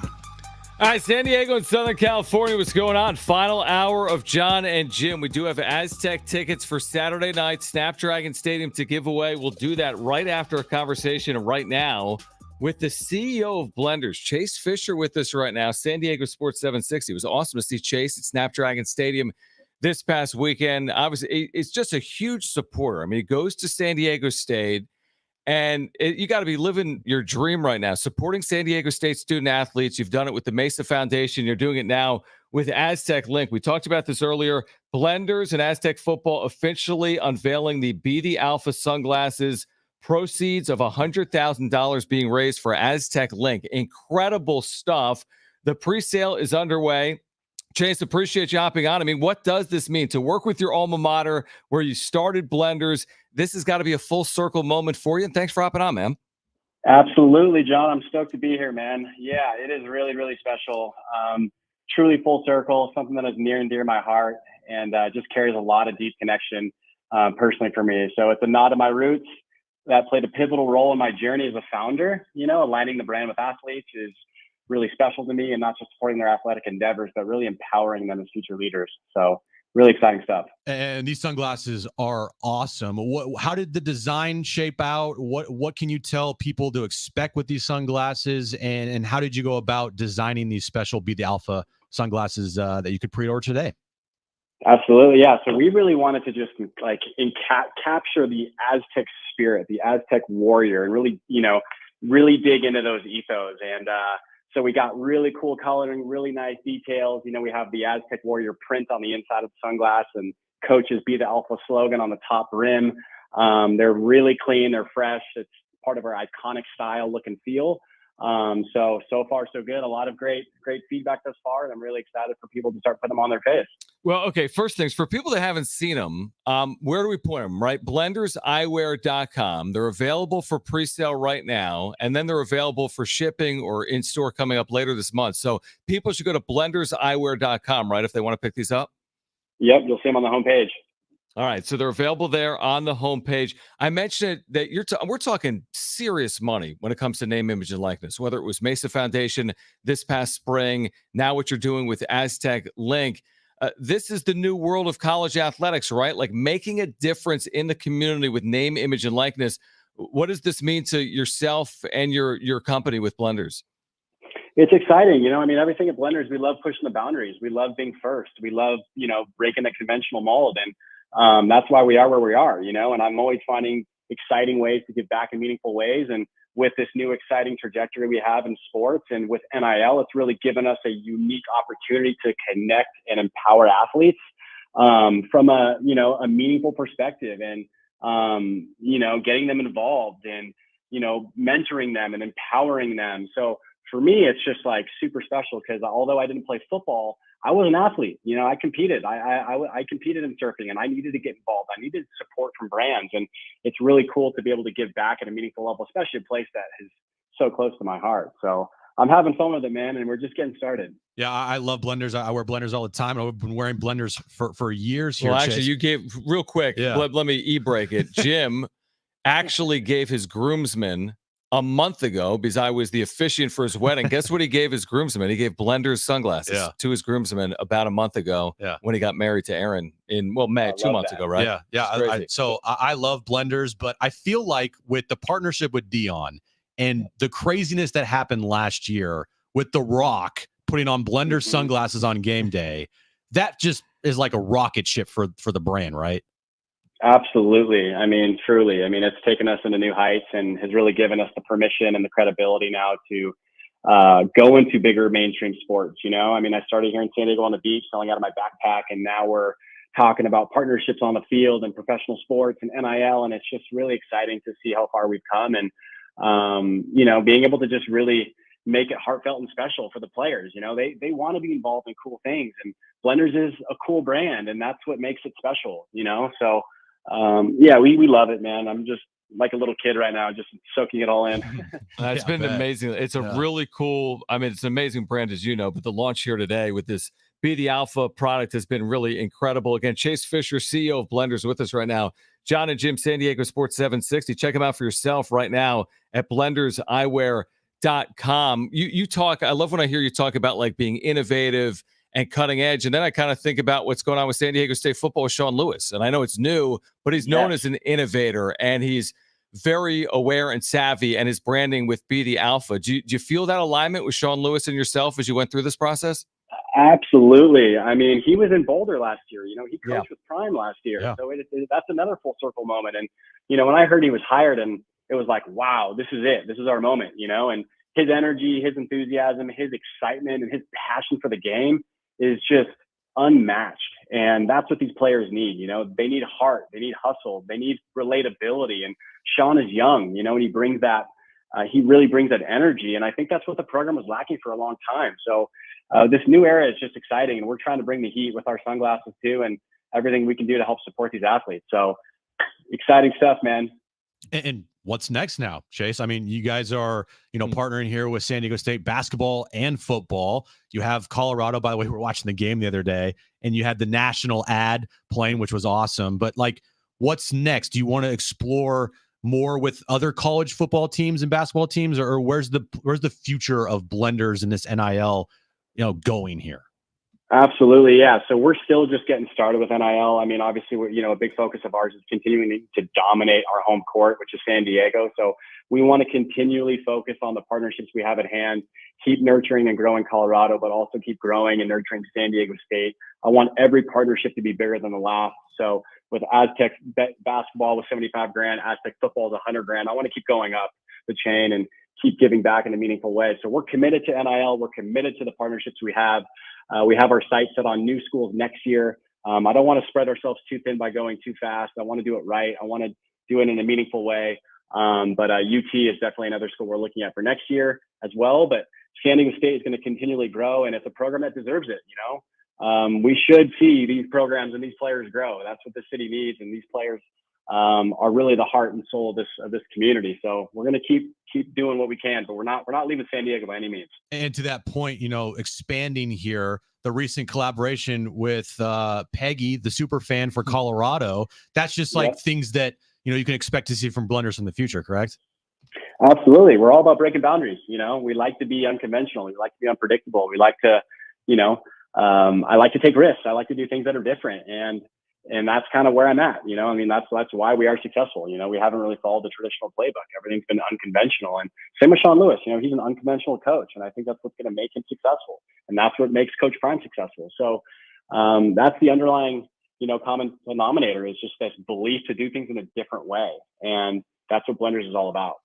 Love your passion, Chase, really do. And also the way you're supporting San Diego State NIL efforts. Like you said, it's deserved when you think about the way they win. I mean, the highest combined winning percentage in football and men's basketball in the FBS since 2010 is San Diego State. It's not Ohio State. It's not Oregon. The highest combined winning percentage in football and men's basketball since 2010 is right here on the Mesa, your alma mater. Again, for our listeners, you got to check these out. And it's a great way to support the student athletes. And you come away with these amazing products. blenderseyewear.com. Chase, it was great seeing you this past weekend. Thank you for hopping on, and hopefully we can do it again soon. And congratulations on all your success here. Thank you guys so much. I'll see you at the Oregon State game. There we go. Love see you Saturday night. See you there, Sounds man. great. We'll both be there. Chase Fisher, CEO of Blenders. You should have invited him to the wedding, Jim. I really should have. Yeah. That's my bad. Yeah. It's my bad. Next time. Sorry, Eric. Can we redo the wedding? Yeah, exactly. Then everyone can get Blender sunglasses. I mean, but he's just like, again, I love people. You know, I came up, I worked in minor league baseball. Have I mentioned that? Wait, what? Wait, you did? But minor league baseball is all about like innovation, marketing, Mm-hmm. uniqueness. Yeah. That when I think about Blenders, I think about like cutting edge, doing things differently, against the grain. I love that. I love branding. I love marketing. And the fact that they're San Diego and he's a San Diego State alum and he's working with the Aztecs, dude, it's right in my wheelhouse. I love everything about it. And sunglasses, everybody wears them. And I think you get kind of like giddy and hyped when you put on some new sunglasses and you look fresh and make you look cool. And I think for the student athletes, especially, I would love, oh, by the way, we have an NIL initiative with Blenders, and you guys are all the dopest brands. Yeah, you're going to get your own Blenders Be the Alpha sunglasses. We saw how big of a hit it was with Colorado, how it still is a big hit. Yeah. I actually have a pair of Primes. I know. I remember when you ordered them. I will get a pair of Be the Alpha. You already did. So if I'm getting hyped over it, a 21-year-old kid is going to be through the roof to be able to wear these sunglasses for game days, on the field, just around the campus. Like I love Blenders so much. And I love everything they're doing. By the way, this is true NIL because oftentimes, and I get it.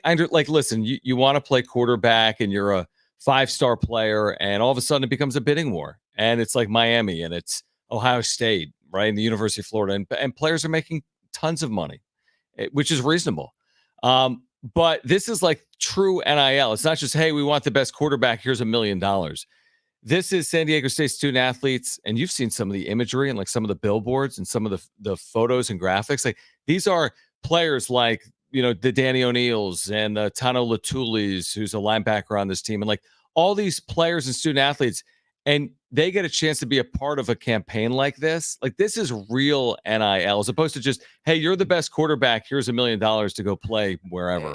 Kind of off what you're saying. That's the way it was supposed to be. Right. Where Exactly. it's supposed to be, oh, the offensive lineman, he's going to get a deal with a local car dealership because, it's something that's in the community opposed to just, some nameless group that's just going to do the NIL. So this is cool. They found a local business like that. Yeah, it helps. And I did ask them. They do prescription. So. You had that's okay. Good. Yeah, it's great. Yeah, I mean, it helps that that's a lot of people. Their home base is in San Diego. That's awesome. Did I ever tell you? We got time real quick. So, did I ever tell you what happened with the Blender sunglasses I got you guys for the wedding?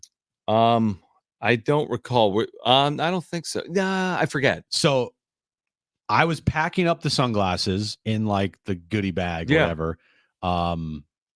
Like I want to say a week before, like how I wanted like the watches and the I remember the you told me something. I forget now. And I'm opening I bought the Blenders like a year ago, right? And you had them, and I had them. I just had them stashed in my house. So I didn't even look at. I looked at one pair; they were the right pair, and then I put them back. I put them back in the box. I didn't check the other 4. Well, I start checking them, and I guess I got like these leopard print ones, like by accident. So 3 of the 5 pairs of sunglasses were leopard print for your groomsmen. For my groomsmen. So you had to go back and make a switch. Yes, I had to go back to the Blenders. I went to Blenders and PB. That's funny because I ordered these offline. Yeah, and I went online. And it was like, oh, you can't refund or exchange after 90 days, and it was like, past like 90 a year days. Later, right? So I go back to PB, and I go, look. It's my wedding this upcoming weekend. I bought these for my groomsmen, but I didn't check them when I got them a year ago. They're leopard print. Can I exchange them for the ones that I want? And they could not have been nicer. Easy exchange, no hassle. Got them all. And that's awesome. They didn't tell you just to switch your suits to leopard print? No. Thankfully, you didn't get any leopard print sunglasses. That would have been a wedding to remember. I like the ones you gave me, which are black. Yeah, they're just like the normal Blender sunglasses. I forget what they're called. They're just like all black ones. They're great. Yeah. They're great. And we wear them. All right. On the other side, well, I promised that we're giving away Aztec tickets. So let's do it right now. Caller 700. Caller 7. You're going to the Aztecs game Saturday night against Oregon State at Snapdragon Stadium. Should be awesome. Should be a great atmosphere. Big game for both programs. 877-767-4760. Caller 7, you are going Saturday night. 877-767-4760. Let's look ahead to Saturday night on the other side between the Aztecs and the Beavers, what we're keeping an eye on. Plus, of course, we're getting you ready for the Padres coming up within the hour as well, going for a sweep of the Tigers. Plus, the NFL kicks off in 5 minutes. It's Jon and Jim.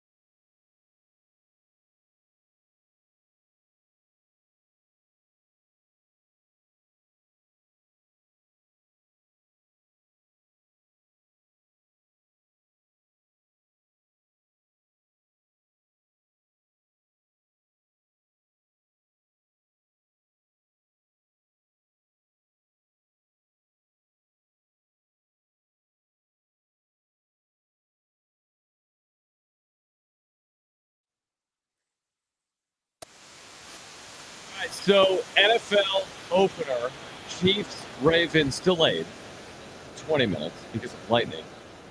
So 5:40 is now kickoff. Now most of America is probably watching for like Patrick Mahomes, Taylor Swift, Travis Kelce, Lamar Jackson. T Swift is in the building. Okay, that's why most of America is watching, right? NFL. These are That's why I'm not going to watch. Here's why I'm watching. Zay Flowers. Fantasy reasons. How about this? The NFL regular season debut of Chiefs punter Matt Araiza. Okay, so he won that job. I don't even know if he competed in camp. I don't know if he won it mini camp or when he won that job. There was Cam Thomas ended up on Kansas City, a former edge rusher for San Diego State as well, right? A former first-round pick or second-round pick, maybe third-round pick from the Arizona Cardinals. He's on Kansas City as well. I don't think most people are watching for the punting, but remember, Araiza became like a national story with his punting. Yeah.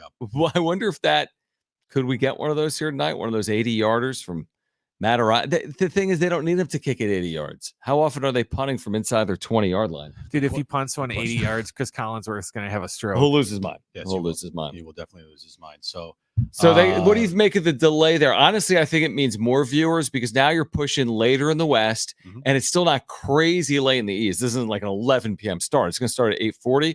I think it only benefits them from a viewership perspective because everybody's tuning in right now. Yeah, they're just waiting and gearing up. Wait, when's the game? I thought the game was supposed to kick off now, and they're not going anywhere. And a late arriving crowd that just gets home from work on the West Coast. Yes, they'll be like, the game. We're only like 5 minutes left to go in the first quarter. What happened? Right. I thought they thought that I would catch the second half. Yeah, I kind of like it honestly because now we get out of here and the game's just going to be underway. I much rather prefer a 5:40 NFL kickoff start on Mondays during the week. Yeah. Than like a 5:20 because that opener, Niners and Jets, I'm gonna be worthless for the last. I know you will. 40 minutes of that show. Yeah, we know. But you're basically worthless. I knew that was coming. I'm kidding. There. Well, I would say this. It used to be that way when the Warriors were good too. Yeah, it's probably true. I'm going to pull a Steve Hartman here and be like, I'm going to go back to like 1990. Every Monday night game started at 9:10 in the East, 9:20, something like that. So you would be able to get home. After MacGyver. Yeah, you'd be able to get home in the West and the game would be on at 6 or 6:10. Then they moved the start time up. I get it. Ending games after midnight Eastern is a little late. It's like the baseball playoff problem. They used to start a lot of baseball playoff games at 8 p.m. Eastern.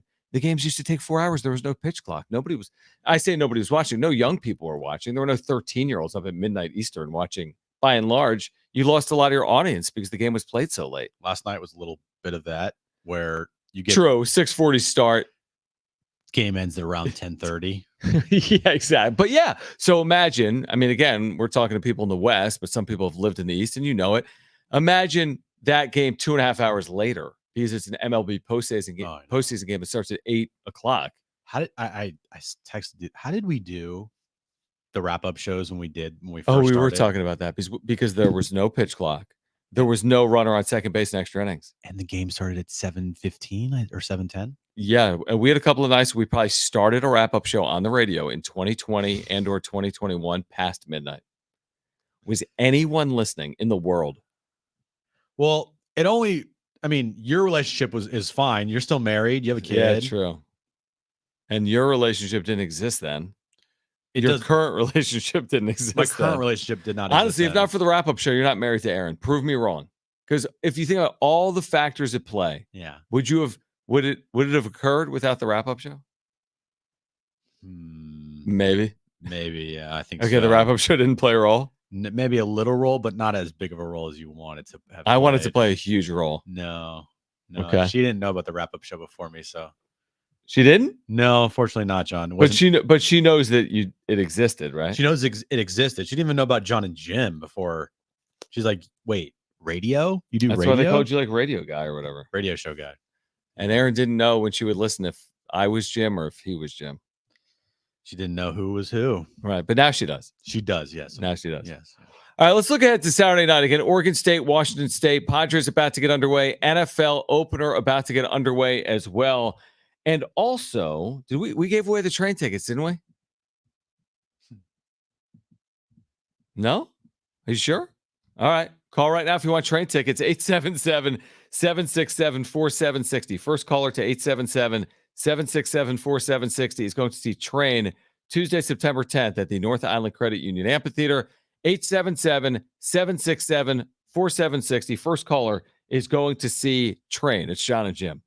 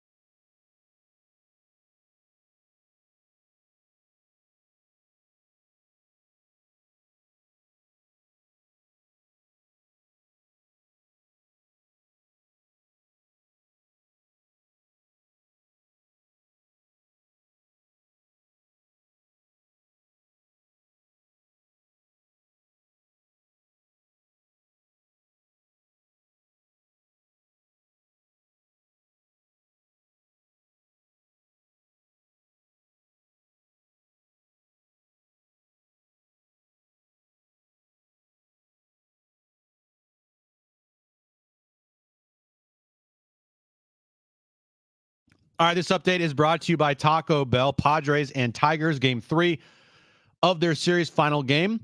Padres looking for the sweep. 5:40 first pitch. Martin Perez on the mound for the Padres. Moving over to the NFL, the season is about to be underway. A little bit of delay in Kansas City due to a lightning storm. 5:40 is now the new kickoff time between the Chiefs and the Ravens in Kansas City. Alex Morgan this morning announced her retirement from soccer. She also announced that she is pregnant, and her final game with the Wave will be this Sunday at Snapdragon Stadium. And 30 minutes from now is Deshaun Lewis Coach's Show with John Rich and Coach Lewis at 6 p.m. right here on San Diego Sports 760. Taco Bell is introducing the new Cantina Chicken menu with a new Cantina Chicken burrito, quesadilla bowl, and tacos featuring their new slow roasted chicken. Try the new Cantina chicken menu today at a participating U.S. Taco Bell locations while supplies last. Contact store for participation, which varies.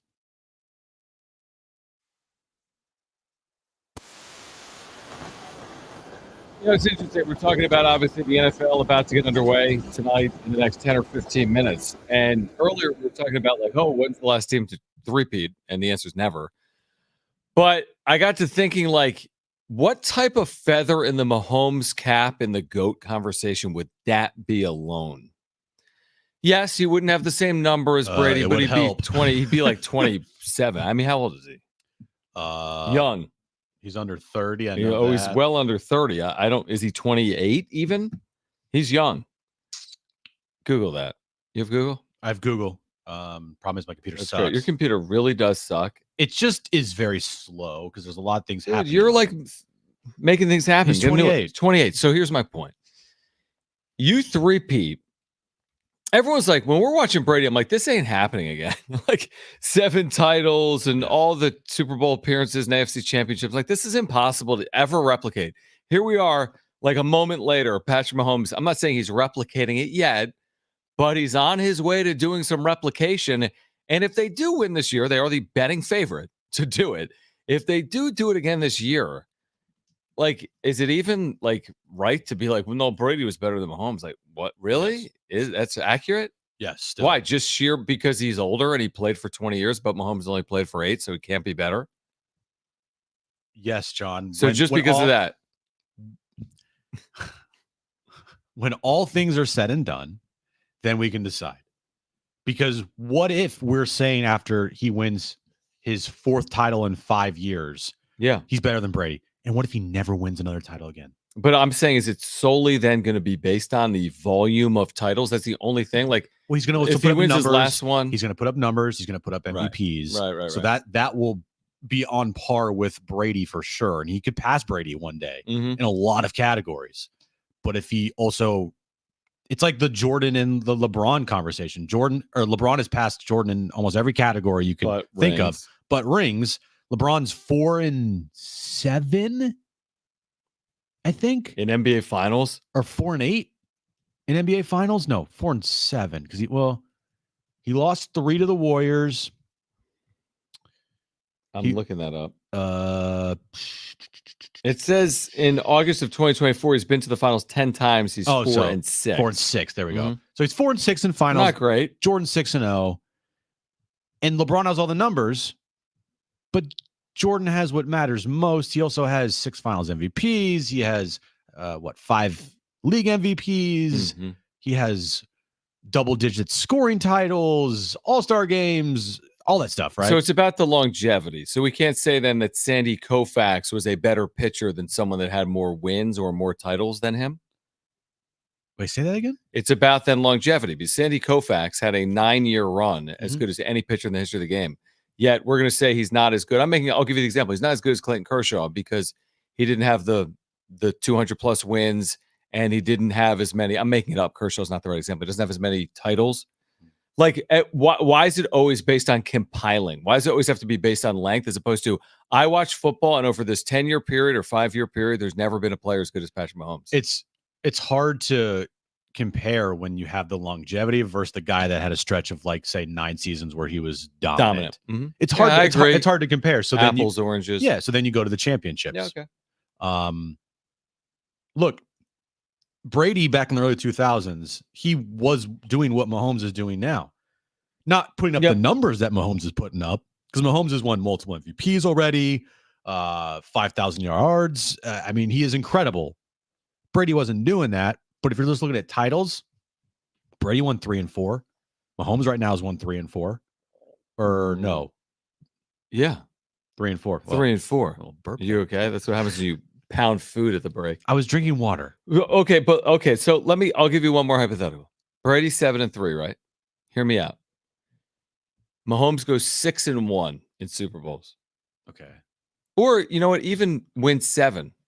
What's then our tiebreaker if they both win 7? Mahomes has to have it at that point, right? Yeah. If Mahomes wins 7, then Mahomes will be considered the greatest because of that. He'll have all the numbers. Well, over the numbers Brady. will be crazy beyond Brady's numbers. What if he won 6 and had a better winning percentage in Super Bowl? 6-1 to 7-3 is a better winning percentage. Yeah. Maybe. Maybe. But that's my point, that if it's only based on the number of rings compiled, are we doing a disservice to like everything else other than that? I do feel like in a couple of years, and probably is happening right now, I think it's not happening right now with people that recognize how great Brady was. Mhm. Because I don't think there's an argument at this moment. Mahomes feels like he's number 2 and Brady's number 1 until All proven- time. All time. Mahomes is already number 2.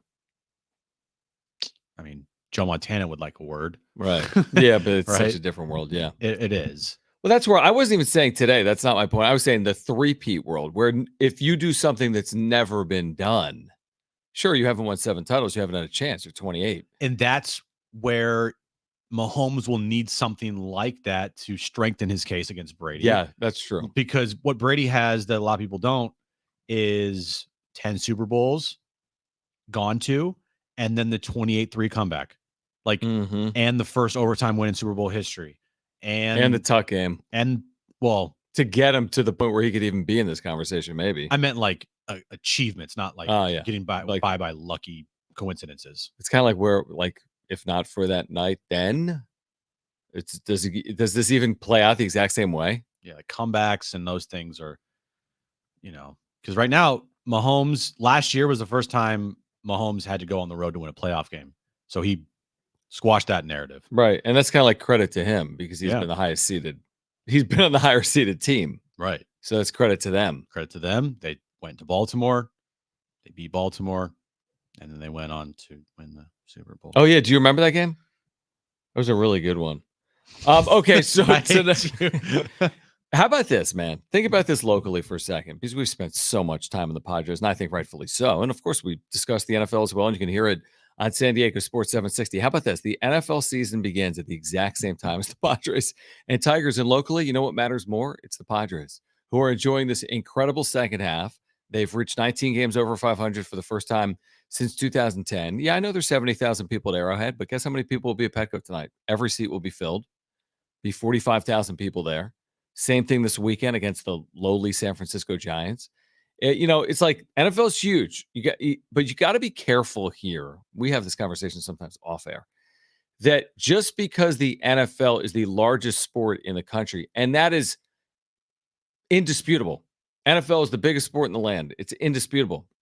Doesn't mean it resonates with all people in all facets all the time. As in, we're the rare example of, well, the NFL left here within the last decade, and our baseball team happens to be extremely relevant and marketable and playing some of the best baseball in the major leagues. Like, when you add it all up, listen, San Diegans are watching tonight the NFL, make no mistake. But I also believe they're watching and consuming the Padres too. I 100% agree with you. Yeah. And to the Padres' success, it's not just the winning. It's the names attached to the winning. Mm-hmm. Manny Machado's a superstar. Fernando Tatis Jr. is a superstar. Jackson Merrill's going to win Rookie of the Year. You have Yu Darvish, a globally known pitcher that's been around the game for 2+ decades. You have all-stars with Joe Musgrove. You have, Jake Cronenworth locally, I think resonates way more than he does nationally. Xander Bogaerts has won 2 World Series with the Boston Red Sox. Yeah, I think that right there makes it bigger. If you had a bunch of like no-name guys that were doing stuff like I'm not saying the Orioles have a bunch of no-name guys, but You really don't, honestly. they They got don't. some. Gunnar They have Henderson's stars. amazing. Yeah. Adley Rutschman's really good. Yeah, they got like a young core. I'm trying to think of like a team that doesn't really have that superstar power. Like Cleveland. I mean, Jose Ramirez, but he's kind of old. How about this? How about the Brewers? Okay. Brewers don't have that star power the Padres have. No, not at all. And everyone in Milwaukee area is probably consuming Packers Eagles probably Friday night content. 100%. But that's what I'm saying. That's the difference. Oh, they've already abandoned them. Yeah, they always do that. As soon as Packer OTAs start, the Brewers, well, they are in first place. They could be in first place, and they'll ditch them for offensive line practice. That's where, to me, it's very lazy to be like, well, it's the NFL opener, so you better spend all day talking about the NFL because now, again, I think it works in a lot of places. It's just San Diego is such a unicorn in how many markets have lost the NFL. And then another professional organization has been propped up over the course of time since the NFL is like it's just a unique market. Yeah, like it's a unique market. I love the NFL a lot. I consume it at a very high rate, but I also consume the Padres at probably a higher rate. There's time for both, truthfully. I mean, we do this 3 hours a day and we talk about both things. And once you get into the NFL season, well, the baseball season does end. But when you're having a year that could be as good as the best since 1998 in terms of wins, that to me is above the fold. Padres are 15 under, different conversation today. Yeah, definitely, 100%. But right now, they're trying to secure home field advantage in the wild card and potentially maybe even NL West division title for the first time in forever. Yeah. Yeah, we know it's relevant around here. Anyway, Chiefs, Ravens, and Padres, Tigers getting underway right now. And on the other side, we do have Jim's back page for you. We are here until 6. We're at the Naughty Barrel tomorrow downtown, by the way. Naughty Barrel from 12 to 6. Jon and Jim broadcasting from 3 to 6. Kevin Acee on the show tomorrow. Gloria Navarez, Mountain West Commissioner, will join the show tomorrow. Wayne Randazzo, who's calling the game for Apple TV Plus, will be on the show tomorrow as well. But Jim's back page, that's next.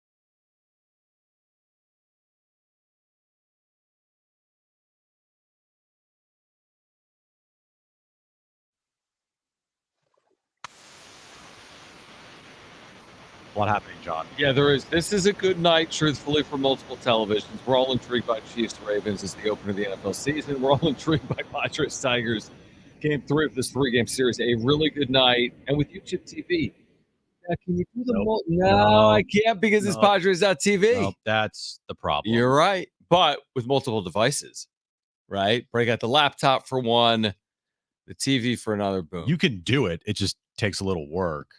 You can't just easily go on YouTube TV and have double screen with Chiefs, Ravens, and Padres Tigers, unfortunately.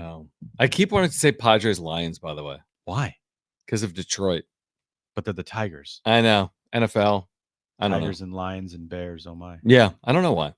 Anyway, join us tomorrow at the Naughty Barrel. All right. We'll be downtown from 12 to 6. Jon and Jim from 3 to 6, getting ready for the Giants series, Padres Giants, which is like the second to last weekend series for the Padres at home in the regular season, and their third to last series at home in the regular season. We are there Friday afternoon from 3 to 6. Jon and Jim, hope you can join us tomorrow. Naughty Barrel, 9th and Market. Great food and drink. Hang out with us as we get you ready for more Padres baseball. Also for Packers Eagles, of course, from Brazil. But right now, let's get to this.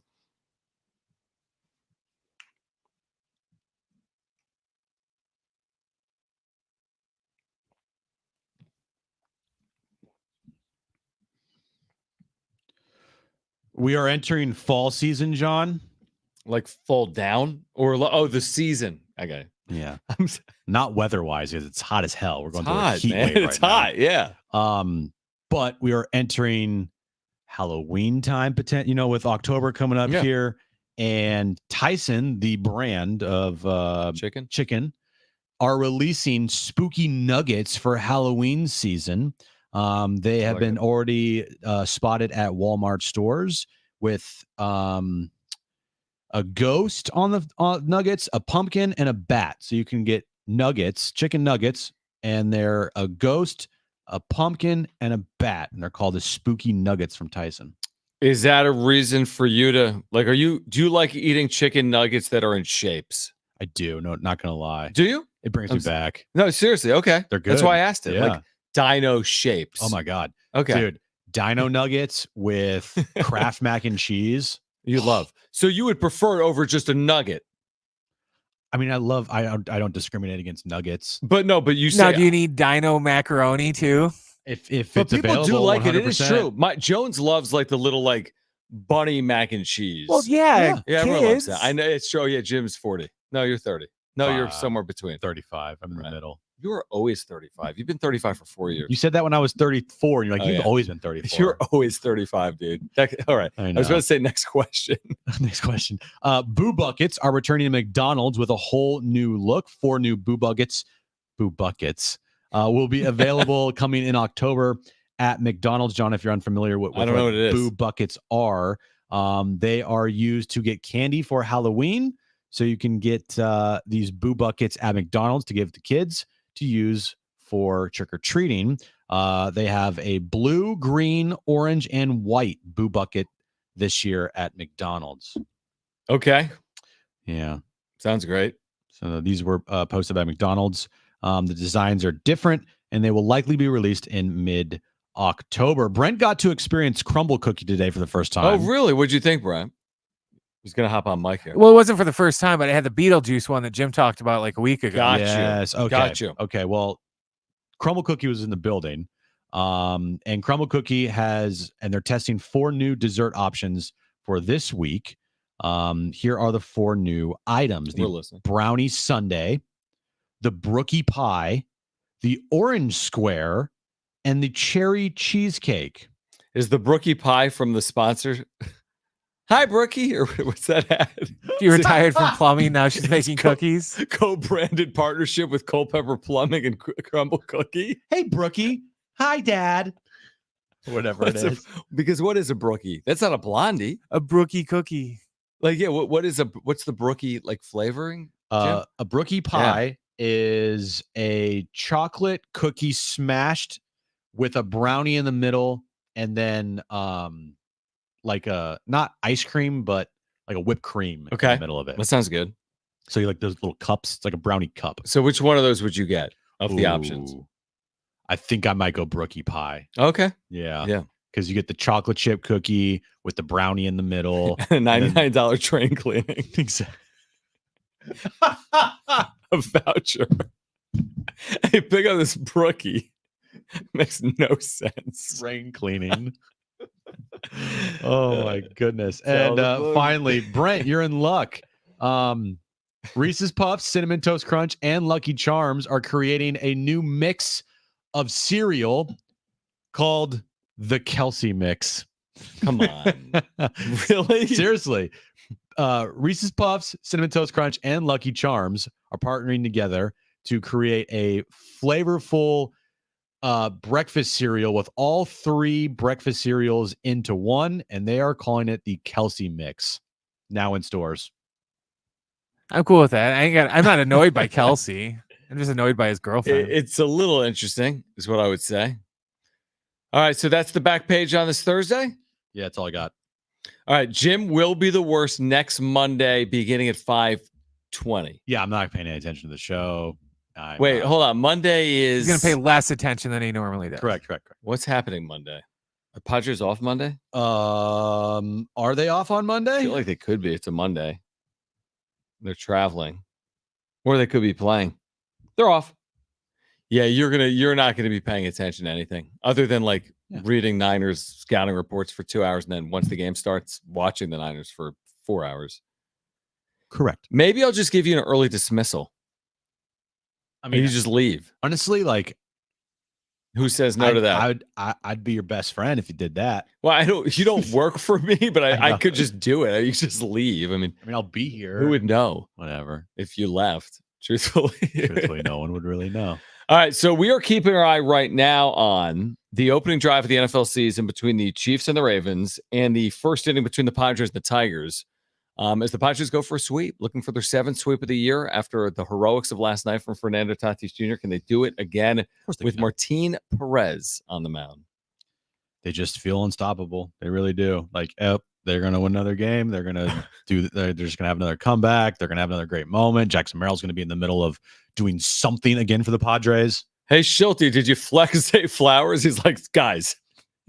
He had a funny line yesterday. Yeah. Talking about fantasy football. Right, hey, do you play? I don't have time to concern myself with Carolina Panthers wide receiver core. It was funny because the way it was asked, it was all serious. Hey, what do you expect from you, Darvish, and this, that, and the other? And what do you think about the flex position week 1? I'm in a He's like, excuse PPR. me? I'm in a 12-team PPR. I'm not a fantasy expert. I'm the manager of the Padres. Yeah, I got to worry about tonight's baseball game, not wide receiver problems and who should be my flex in week 1. Are we feeling good about Ravens +3? I am.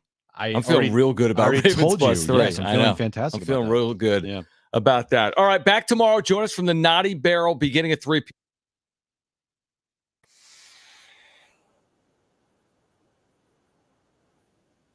Great food and drinks. We'll get you ready for Padres Giants. We'll recap the NFL opener, look ahead to that Friday night game in Brazil as well between the Packers and the Eagles. If you missed anything today, check it out at sportssd.com. We're on the iHeartRadio app, or on iTunes, or TuneIn Radio, or Spotify. Find us on social media at Jon and Jim, JONANDJIM. And again, we're back tomorrow with 3. For Brent and Jim, I'm Jon. Keep it here at San Diego Sports 760. Okay, bye. Bye-bye.